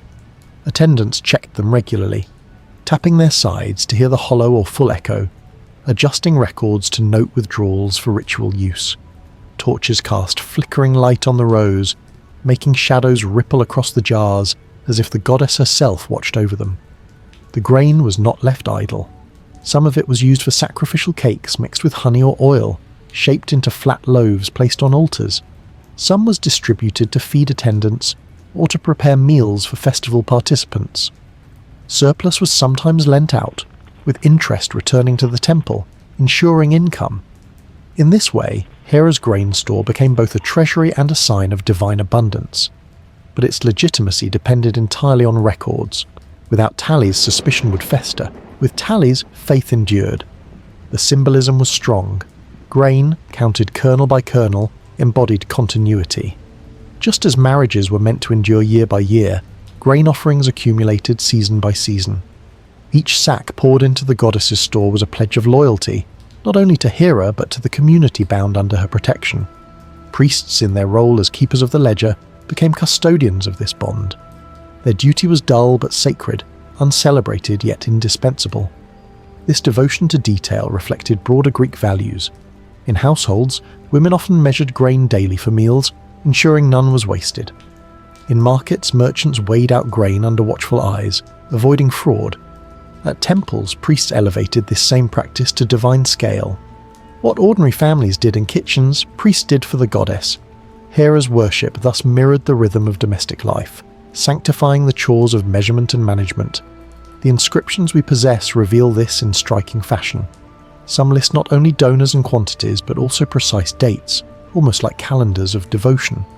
A farmer from Argos might be remembered centuries later only by his gift: 10 medimnoi of barley in the year of such and such Archon.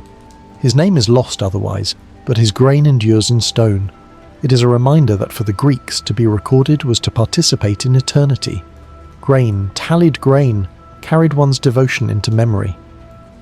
And yet we cannot ignore the human side. Priests hunched over tablets, attendants, lugging sacks, farmers waiting in line. Did they ever grow weary of the endless counting? Did their eyes glaze over as they marked yet another tally?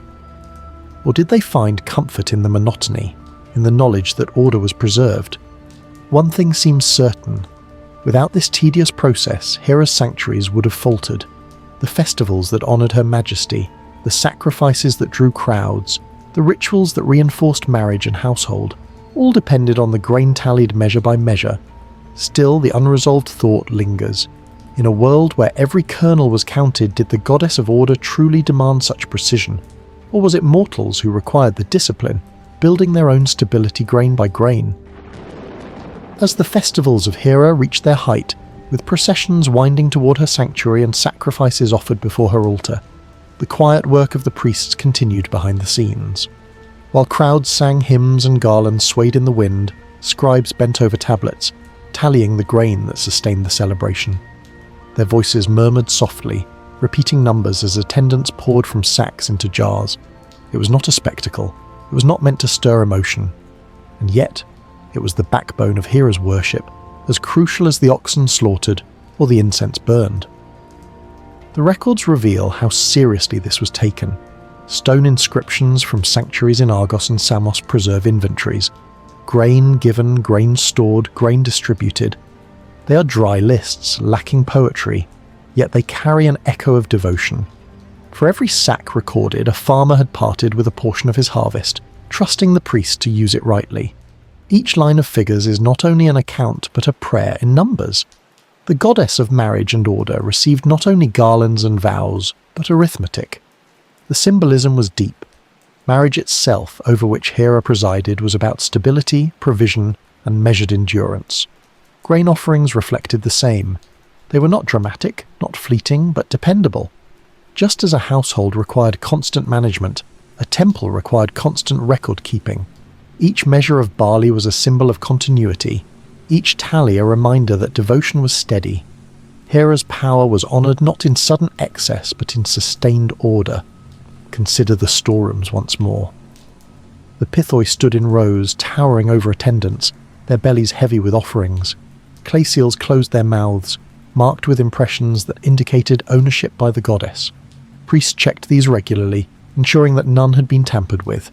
They tapped the jars to test their fullness, adjusted tablets to note any withdrawals, and reassured worshippers that the goddess's store remained secure. In this way, the storerooms themselves became silent witnesses of piety. Each jar, filled grain by grain, testified to the devotion of hundreds.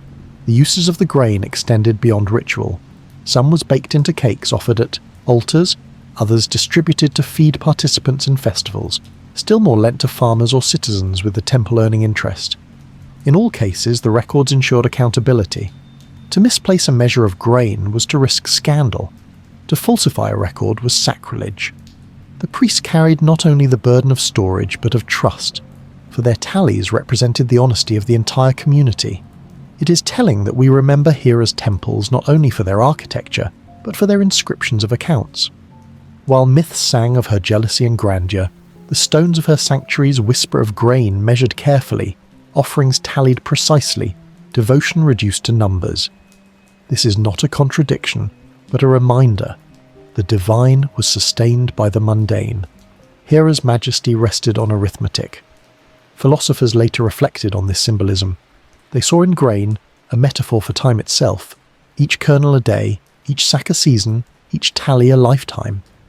To record offerings grain by grain was to acknowledge that devotion, like marriage, was cumulative. It was not the single grand gesture that mattered most, but the steady giving, the measured care. Hera, goddess of continuity, was honoured through continuity itself. And yet, one wonders about the priests themselves. Did they find holiness in numbers, or did they grow weary of endless lists? Did they believe the goddess leaned over their shoulders as they wrote, or did they see their duty as civic more than divine? The silence of history offers no clear answer. What survives are the records, numbers carved into stone, testimonies of devotion that look to us like ledgers. But perhaps to them, these were prayers in another form, prayers of order, of accuracy, of endurance. The story closes with a reflection on what is often forgotten. Hera, queen of gods, was honoured with ceremonies of grandeur, yet her worship rested equally on sacks of barley poured into jars and tallied line by line. The priests who kept these accounts, unnamed and unremembered, were guardians of her dignity. They ensured that devotion was not lost in chaos, that offerings were not swallowed by suspicion. And so, the goddess of marriage and household was sustained not only by myth, but by mathematics, not only by sacrifice, but by storage. In every grain recorded there was reverence, but one unresolved thought remains. If devotion can be counted grain by grain, does it diminish its sacredness? Or does the act of counting itself become the purest form of worship? Along dusty roads, traders balance clay jars filled with Poseidon's salt, carrying the sea's sharp gift to inland towns far from the shore. Poseidon, lord of the sea, is usually imagined with his trident, shaking the waves into fury or calming them at will. Myths recall him raising storms, battling for cities, or creating horses from surf. Yet behind the grandeur of these tales lay another reality. The sea was not only a stage for myth, but a resource. It gave fish, it gave trade, and above all, it gave salt. Long before coins and empire, salt was a measure of survival. Inland towns depended on it to preserve food, season meals, and maintain health. And so, Poseidon's presence was felt not only in storms and tides, but in the dull, steady transport of clay jars filled with crystallized sea. The production of salt in ancient Greece was simple but laborious. Coastal salt pans collected seawater, left to evaporate under the sun. Workers raked the crystals that formed, piling them into baskets. This salt, coarse and sharp, was then transferred into clay jars for storage and transport. Amphorae, tall vessels with narrow necks, were most common. Their clay walls kept moisture out. Their pointed bases fit neatly into ship holds or could be wedged into soft earth. Packed tightly, they travelled from harbours to villages far from the sea. Inland communities relied on these deliveries. Without salt, preservation of fish and meat was nearly impossible. Cheese could not be made, bread lost flavour, diets weakened. The jars of salt then were not luxuries but necessities. Each one represented days of labour, the coordination of potters, sailors, and merchants. The goddess Demeter may have presided over grain, but Poseidon's salt ensured it could be stored safely. Even the dullest meal became palatable with a pinch. Imagine a small caravan leaving the port. Donkeys laden with clay jars plod along dusty roads, merchants walking beside them. The jars clink faintly with each step, their clay surfaces rough against rope bindings. Villagers, awaiting their arrival, prepare to barter grain, oil, or wine in exchange. When the jars are opened, salt is portioned out by weight, measured with bronze scales. The scene is repetitive, transactional, and utterly ordinary, yet it was sacred in its own way. To receive salt was to receive a gift of the sea, a token of Poseidon's reach into daily life. The clay jars themselves carried symbolism. Amphorae were marked with stamps or painted designs, sometimes bearing the name of the workshop or region of origin. These marks gave assurance of quality, a primitive guarantee. To hold such a jar was to see not just clay and salt, but a network of trust. The potter who shaped it, the sailor who shipped it, the merchant who delivered it. The amphora was a vessel of community as much as of salt. The use of salt touched ritual life as well. In sacrifices, salt was often sprinkled onto flames or over animals. Its crackling in the fire symbolized purification. To offer salt was to offer preservation, a wish that the favor of the gods would endure. Poseidon, though more often linked with the sea's fury, was also honored through this quiet use. His domain did not end at the shore. It travelled inland in jars measured out pinch by pinch. For Athenians and other inland Greeks, the arrival of salt was a reminder of dependence. Their fields gave grain, their groves gave oil, but without the sea they lacked preservation. Poseidon's role was thus dual. He threatened with storms, but he also sustained with salt. The god's power was felt not only in mythic battles, but in the clatter of amphorae unloaded at the market. And so, the clay jars became silent symbols of survival. They did not gleam like marble statues or inspire hymns, but they carried what was essential. Each jar, lifted from a ship's hold, carried days of sustenance for families far from the coast. To track their journey is to glimpse the hidden machinery of Greek life, the dull but vital trade that underpinned myth. Yet one question lingers. Did those who opened the jars in dusty inland towns think of Poseidon, or did they simply think of salt? Did they feel gratitude to the sea god, or only relief that their food would last another season? Once salt had been harvested and packed into clay jars, its true journey began. The sea gave it, but human hands bore it across the land. Inland towns, far from coastal breezes, relied on caravans to bring the sea to them. The process was slow, repetitive, and marked more by patience than by drama. And yet, it was a lifeline, without which families could not preserve food, soldiers could not be provisioned, nor sacrifices properly performed. The roads themselves were modest, often little more than packed earth traced by centuries of footsteps and hooves. Donkeys and mules carried most of the weight, their backs loaded with amphorae tied in pairs. Each jar clinked softly against its twin, the sound of survival echoing down dusty tracks. Merchants trudged alongside, adjusting ropes, calming animals, wiping sweat from their brows. The journey was tedious, yet necessary. Inland towns waited, their markets dependent on this dull procession of beasts and clay. When the caravans reached a settlement, the amphorae were unloaded with care. Some were stored whole in market stalls, others broken open so salt could be sold by measure. Bronze or stone scales hung from wooden beams, pans swinging gently as merchants weighed out handfuls of crystals. Customers brought baskets or small containers, exchanged coins or grain, and carried their portion home. There was nothing glamorous about the scene, and yet, in its monotony lay the rhythm of life. Without these transactions, diets faltered, and preservation failed. The jars themselves bore the marks of their origins. Many amphorae were stamped on their handles with symbols or letters, identifying the potter, the region, or the merchant. These stamps mattered. They told buyers whether the salt came from Attica, Boeotia, or some island coast. Quality varied, and trust depended on recognition. In this way, clay jars became documents as much as vessels, carrying information as well as salt. Markets during festivals were especially busy. When sacrifices increased, so too did demand for salt. Priests required ample supplies to sprinkle on altars, ensuring purity of offerings. Households needed more for feasting. Bakers mixed salt into dough. Cheesemakers used it to cure. Fishermen packed it with their catches to keep them fresh for days of celebration. Merchants, anticipating this, brought extra jars. The clatter of amphorae against stone pavements became a familiar sound in festival weeks, as essential as the chanting of hymns. Salt was not cheap. Its value reflected the labour of harvesting, the fragility of transport, and the importance of its uses. Families often bought only small amounts at a time, enough to preserve a batch of olives or to stretch through a season. Wealthier households stored larger quantities in jars within their storerooms. The amphorae thus became part of domestic life, lining walls alongside oil, wine, and grain. Their presence was a quiet guarantee that food would last. Inland towns recognised the vulnerability of this system. A broken amphora, a stolen jar, a mule gone lame, each mishap meant a loss. The caravans were fragile lines of lifeline. To protect them, communities sometimes organised escorts or appointed officials to oversee fair distribution on arrival. Temples too played a role, storing surplus salt as part of their treasuries. This gave the trade a sacred layer. Salt was not just commodity, it was part of divine order.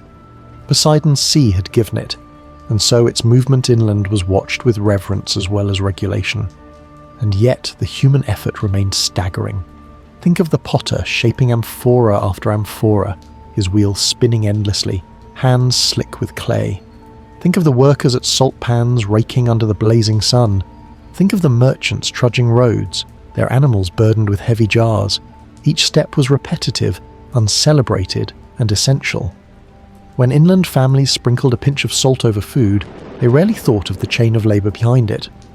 But without that chain, the pinch would not exist.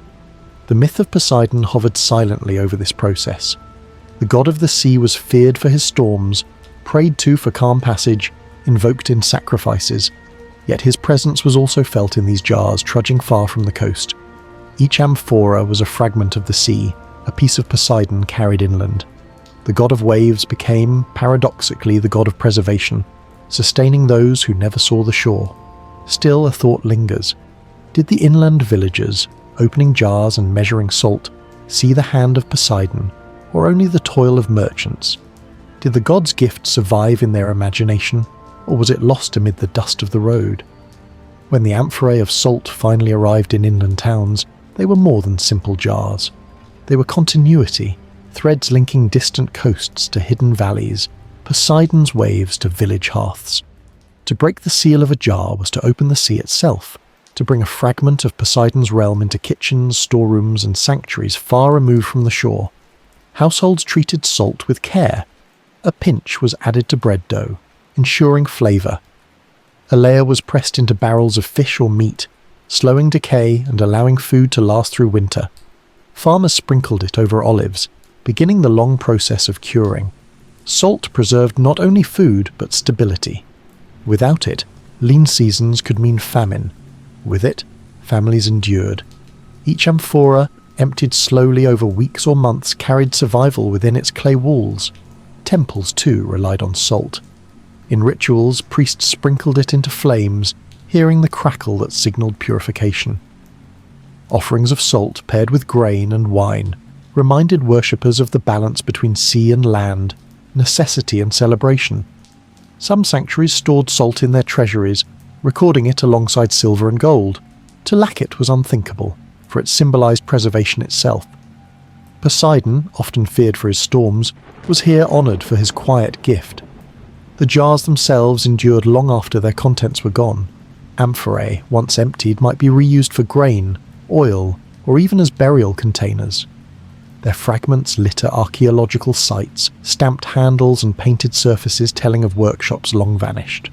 To modern eyes, they are shards of pottery. To the ancients, they were vessels of survival. Every broken piece once held the sea, once sustained life far inland. The trade left its mark on language and thought. Words for payment and worth echoed the value of salt. To be worth his salt was to fulfill one's duty, a phrase that carried into later cultures. Salt became a metaphor for preservation of character, for endurance of truth. What began as a dull necessity became symbol. Poseidon's reach extended not only through storms, but through words, shaping how people conceived value itself. And yet, for all its importance, the movement of salt was repetitive, unglamorous work. Workers raked pans, potters shaped jars, merchants trudged roads, villagers weighed crystals. It lacked the grandeur of myth, and perhaps for that very reason it slipped into silence. History remembers wars and heroes, but the chain of labour behind each amphora rarely appears in song. The jars survive in fragments, the salt dissolved long ago, leaving only memory.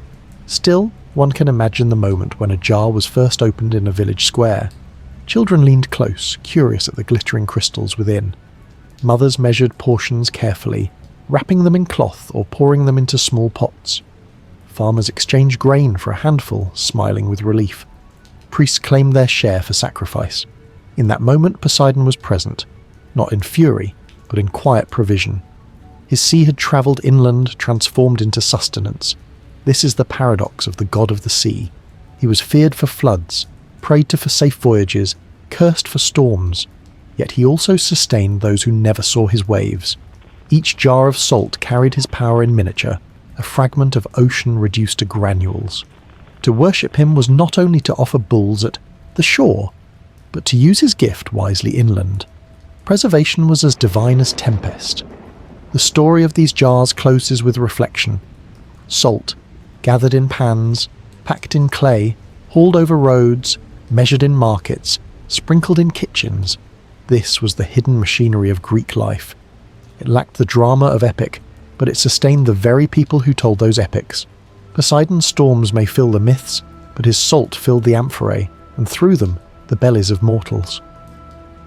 And so, a final question lingers. When we look at a shard of amphora in a museum today, do we see only pottery, or do we glimpse the invisible sea it once carried? Do we remember Poseidon's fury alone, or also his quiet gift that preserved life, pinch by pinch? At temple steps, worshippers paused to loosen sandal straps, a quiet ritual of humility before crossing into the solemn presence of Zeus. When we think of Zeus, king of the gods, our minds leap to thunderbolts, oaths, and the majesty of Olympus. He rules in myth with a storm in his hand and the sky as his throne. Yet to worship him in temples scattered across Greece, worshippers observed rituals far more ordinary. One such act, easily overlooked, was the loosening or removal of sandal straps before crossing the sacred threshold. It was not thunder that marked entry into Zeus's presence, but the quiet adjustment of leather bindings around human feet. The Greeks understood temples as spaces apart. The profane world of dust, trade and chatter stopped at their doors. Inside lay order, purity and divine presence. To mark this shift, worshippers performed small acts of transition, washing hands in basins, anointing with oil, or, in many cases, undoing sandal straps before stepping forward. The leather worn from streets carried dust and impurity. To loosen it was to signal humility, to leave behind the grime of daily life before facing the god of law and justice. Archaeological hints suggest this custom was widespread. Reliefs and vase paintings sometimes depict figures untying footwear at temple entrances. Literary references, too, mention the gesture as a sign of respect. It did not always mean removing sandals entirely. Often it meant loosening the ties, allowing the foot to feel the sacred ground. This simple act created a tactile connection. The skin-touched stone consecrated to Zeus, a reminder that all mortals stood equal before the god. Picture the scene outside a great temple of Zeus. Pilgrims arrive from villages, their sandals thick with dust from long roads. At the steps, basins of water glisten, attendants stand ready, and visitors stoop to adjust their straps. Fingers tug at knots, leather creaks, sandals loosen. Some remove them completely, carrying them in hand. Others let them dangle, loose but present. The air smells of incense. The murmur of prayers rises, but the most common sound is the shuffle of feet readjusting. It is a choreography of humility, repeated day after day. The symbolism was strong. Zeus was guardian of oaths, protector of law, arbiter of justice. To loosen straps before entering was to acknowledge one's vulnerability, to shed the trappings of pride. Leather straps, binding foot to sole, symbolized worldly ties. To untie them was to step more freely, unburdened. The act was small, but it carried weight, a recognition that even the humblest laborer and the wealthiest noble stood barefoot, or nearly so, before the same god. Temples themselves reinforced this ritual. Some thresholds were carved with warnings about purity. Others displayed symbols reminding worshippers to prepare. Priests observed and sometimes guided the process, ensuring worshippers followed custom. The removal of sandals became a gate of discipline, a way of slowing the approach. No one rushed into Zeus's presence. The tying and untying forced a pause, a moment of reflection. This practice also mirrored household rituals. In many homes, shoes were removed before entering inner rooms, preserving cleanliness. By elevating this to temple scale, worshippers extended domestic respect to divine space. Just as one did not bring dust into a household hearth, one did not bring it before Zeus's altar. The god of hospitality, Xenia, demanded as much respect in his house as mortals expected in theirs. The act was repetitive, unremarkable, even boring. Yet in its monotony lay meaning. To bend, untie, and step carefully was to embody reverence. The stories of Zeus's thunder may have stirred awe, but his daily worship rested on sandals undone at doors. Still, a question lingers. Did the worshippers, as they fumbled with knots, feel the presence of Zeus watching? Or did they think only of dust and leather, unaware that their small act had become a thread in the fabric of devotion. The ritual of loosening sandal straps was not unique to one temple alone. Across Greece, sanctuaries dedicated to Zeus stood as focal points of civic and religious life. Olympia in Elis, Dodona in Epirus, Nemea in the Peloponnesus. Each drew pilgrims, athletes and petitioners, and at each the act of preparing oneself before entry mattered. To cleanse hands, to quiet the voice, to loosen the bindings of sandals, these were not optional gestures but the very structure of reverence. The threshold itself carried symbolic weight. In Greek thought, thresholds were liminal places, neither inside nor outside, bridging human and divine space. To cross them carelessly was to risk pollution. Thus, rituals arose to mark the crossing. Sandals worn in markets and streets bore the dust of argument, commerce and toil.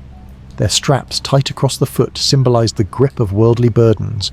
To untie them was to acknowledge that one entered as a petitioner, not a master. Ancient writers occasionally hint at this. Some describe priests instructing worshippers to prepare before the altar. Others note prohibitions on impure entry. Archaeological remains of basins near temple entrances support the idea of ritual washing, often paired with the loosening of footwear. Together, these acts created a sequence: cleanse the body, loosen the straps, step across the stone. Simple, repetitive, and utterly binding in meaning. Consider Olympia during the great festival and games. Thousands arrived, some after journeys of weeks. Roads converged on the sanctuary, dust rising in clouds. At the Temple of Zeus, pilgrims stopped before the steps. There, amid crowds and noise, individuals bent down to tug at leather ties. The wealthy in fine sandals and the poor in rough ones performed the same act. It was a levelling gesture. Distinctions of class dissolved when bare or loosened feet touched the sacred ground. The king of gods demanded equality of humility. Inside the temple, the famous statue of Zeus by Phidias stood, gilded and ivory, towering over mortals. But before one could lift eyes to that vision, one had to bend toward the earth, fumbling with straps. This posture of stooping mirrored the submission expected of mortals. The ritual taught that grandeur was approached only through humility. The repetition of the act turned it into habit. Worshippers learned, almost instinctively, that entering divine space required adjustment. Just as Apollo's lyre had to be tuned before song, just as bakers prepared bread before Dionysus's feasts, so too sandals had to be loosened before Zeus's presence. Each ritual, dull in itself, was a preparation for awe. Without it, the awe might falter. Priests guarded this discipline. Accounts suggest they monitored entries, ensuring pollution did not cross thresholds. A man who refused to untie his straps might be turned away, shamed for arrogance. The ritual thus enforced not only reverence but community order. To obey was to belong. To neglect was to mark oneself as careless. Zeus's house was not entered lightly. This practice also reveals how Greeks wove religion into the fabric of daily life. Sandals were ordinary objects, worn by all, adjusted daily. By making them part of ritual, the Greeks blurred the line between mundane and sacred. Every morning when a man tied his sandals for work, he reenacted the gesture he would later reverse at the temple. The divine entered daily routine, not as thunder but as leather knotted across a foot. The symbolism stretched further. In marriage rituals, brides sometimes removed or loosened shoes to signify transition into new households.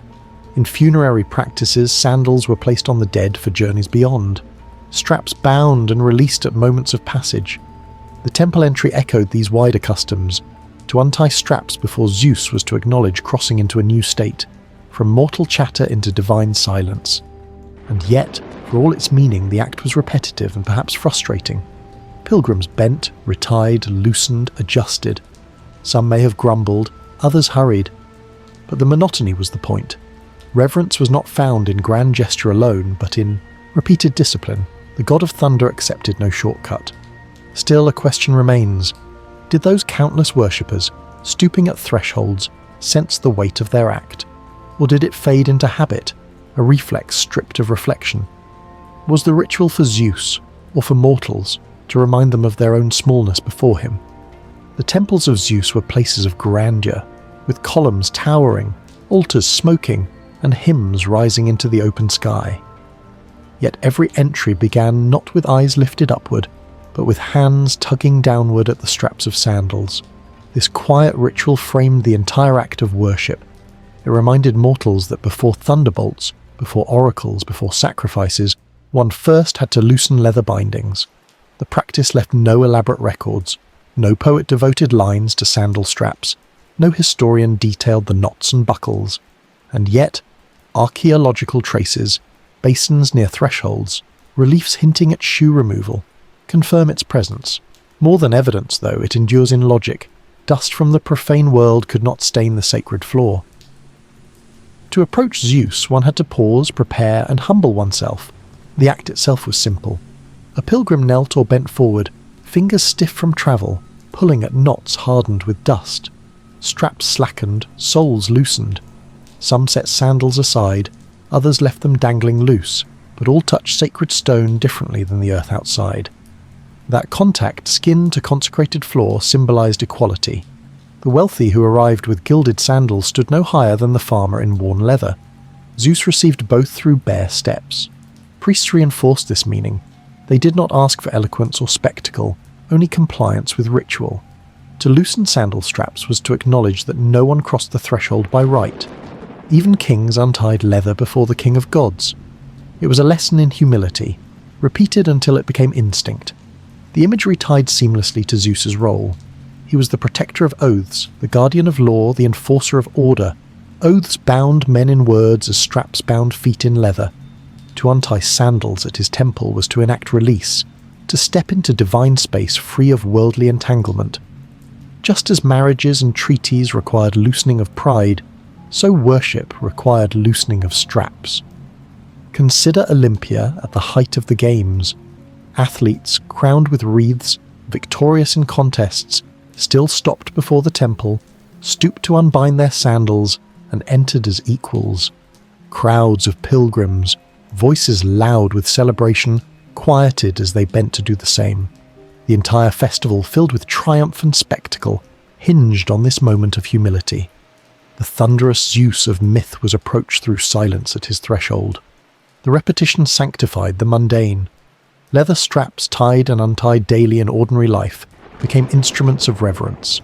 Every morning when a man bound his sandals for work, he rehearsed the gesture he would later reverse for worship. The divine wove itself into the ordinary rhythm of dressing and undressing. Zeus's grandeur did not erase human smallness, it demanded acknowledgement of it. The act even resonated beyond worship. In literature and later philosophy, metaphors of binding and loosening recalled this ritual. To free oneself from ignorance was to loosen straps of the mind.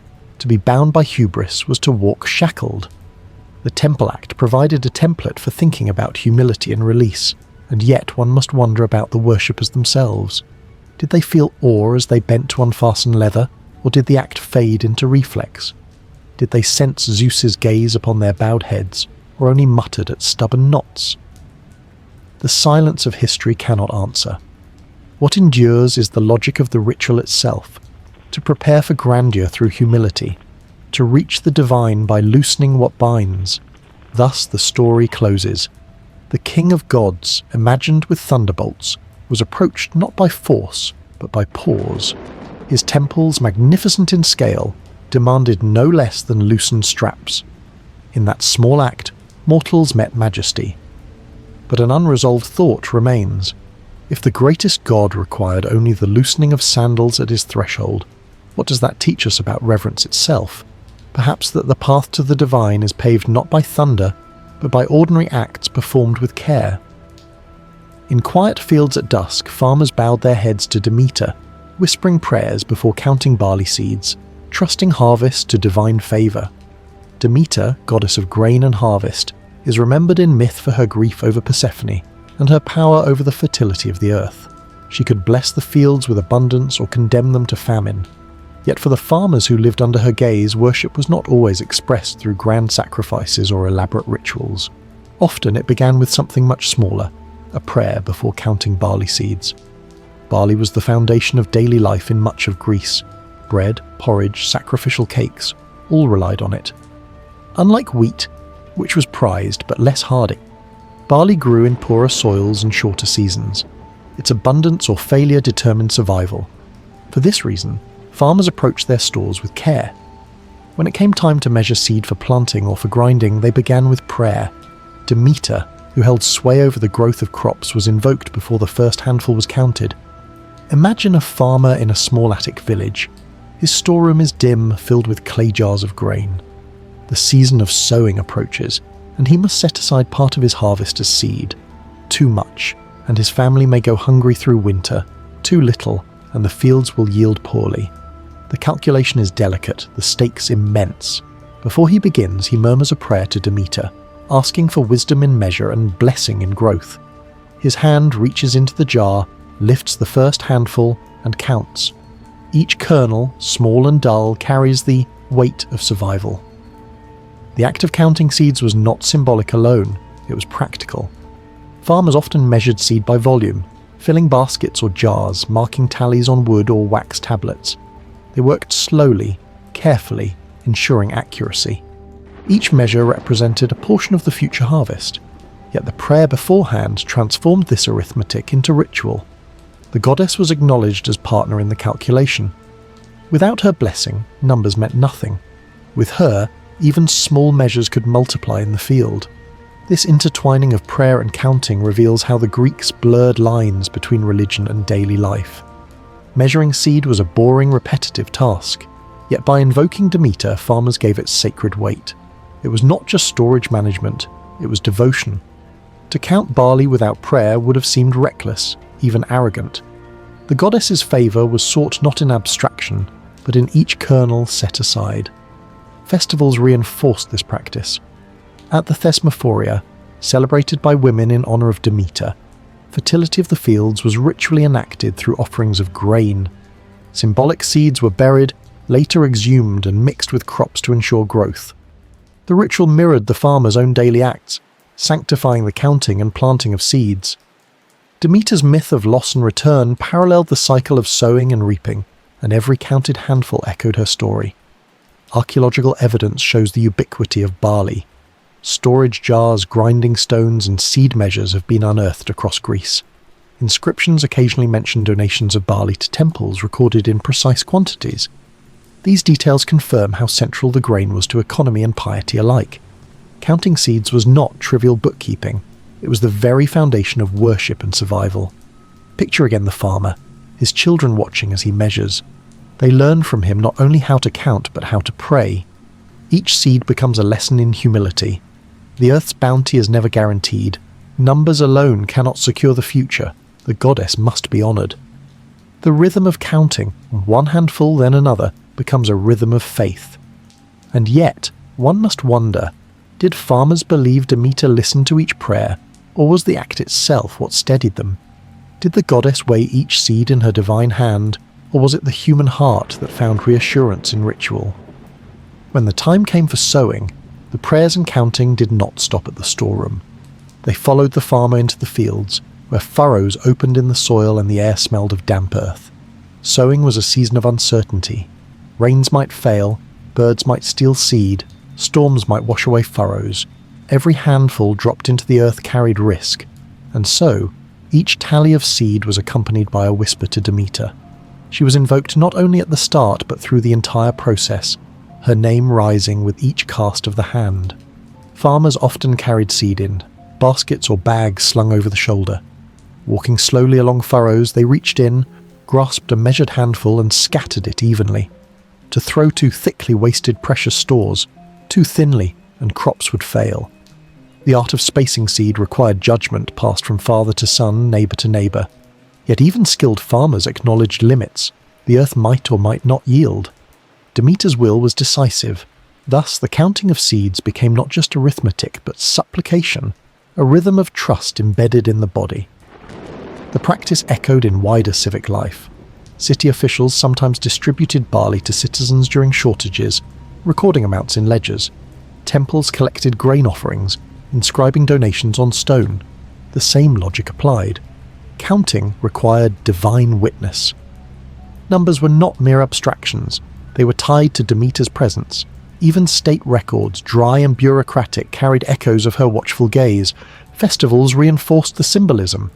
At Eleusis, where Demeter's mysteries were enacted, initiates were promised knowledge of life, death, and rebirth, through symbols of grain.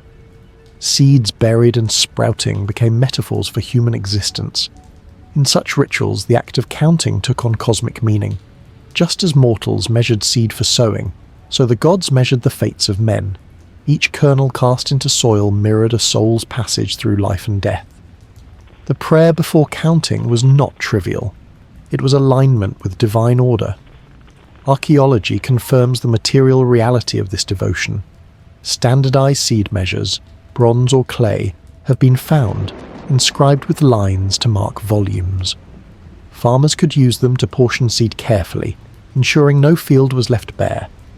Some bore inscriptions of ownership or dedication, suggesting they were lent or passed down. Each vessel was both tool and ritual object.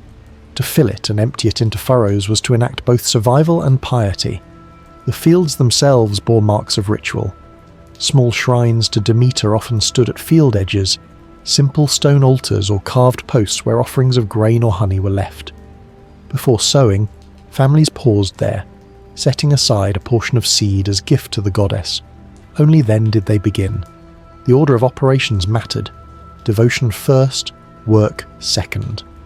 Counting seeds without prayer risked arrogance, as if human skill alone could ensure harvest. By embedding prayer into tally, farmers wove humility into every step. Consider the soundscape, the shuffle of feet through furrows, the soft hiss of seed scattering, the murmur of prayers repeated under breath.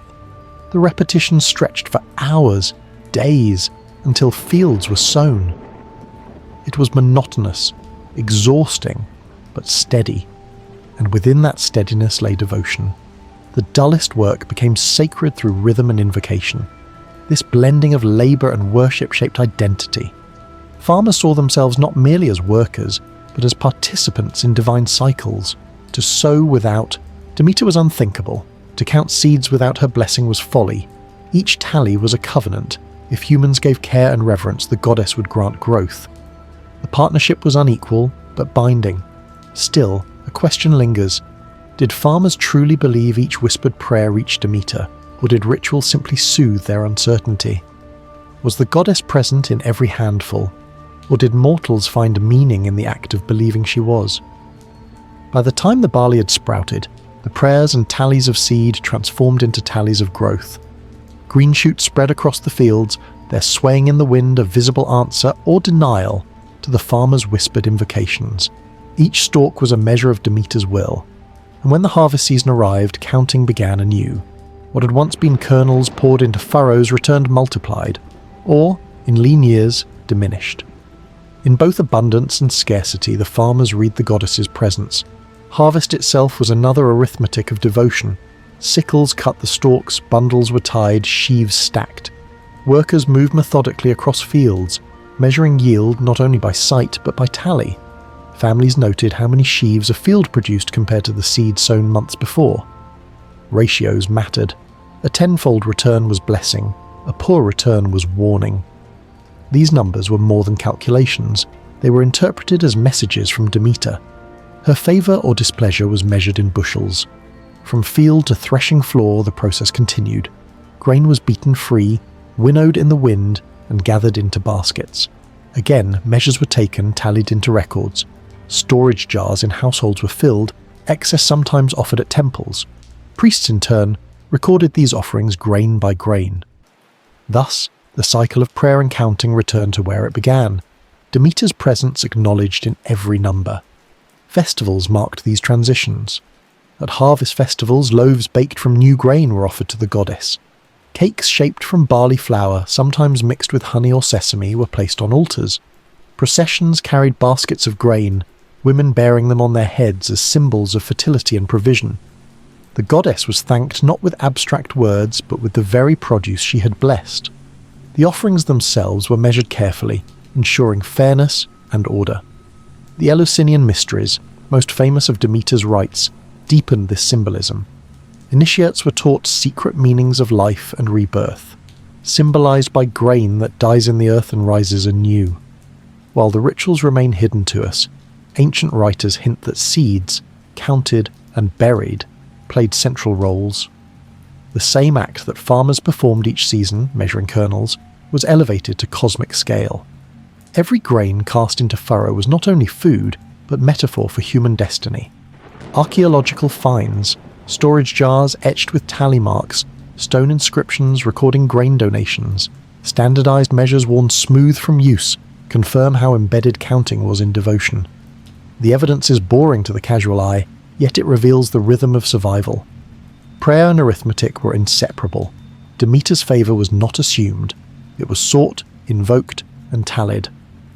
The monotony of counting may have numbed farmers at times. Hours of tallying kernels, days of scattering seed, weeks of measuring harvest, it was endless. But within the monotony lay reassurance. The repetition itself was faith, to pray before counting, to count while sowing, to thank after harvesting. Every cycle reaffirmed dependence on the goddess. Think of the storeroom after harvest.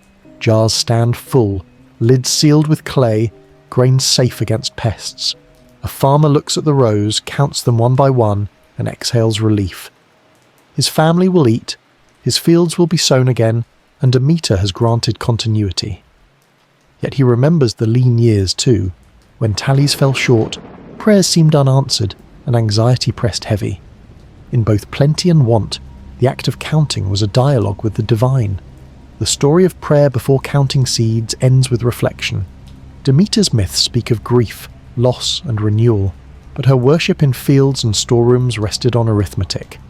Farmers honoured her not only with festivals but with measured kernels. They acknowledged her power in each tally, transforming the most boring of tasks into sacred rhythm. And yet one unresolved thought remains. Did Demeter truly weigh every seed, or was it mortals who needed the act of counting to steady their hearts against uncertainty? Was the goddess's gift in the harvest itself, or in the discipline of numbers that bound hope to patience?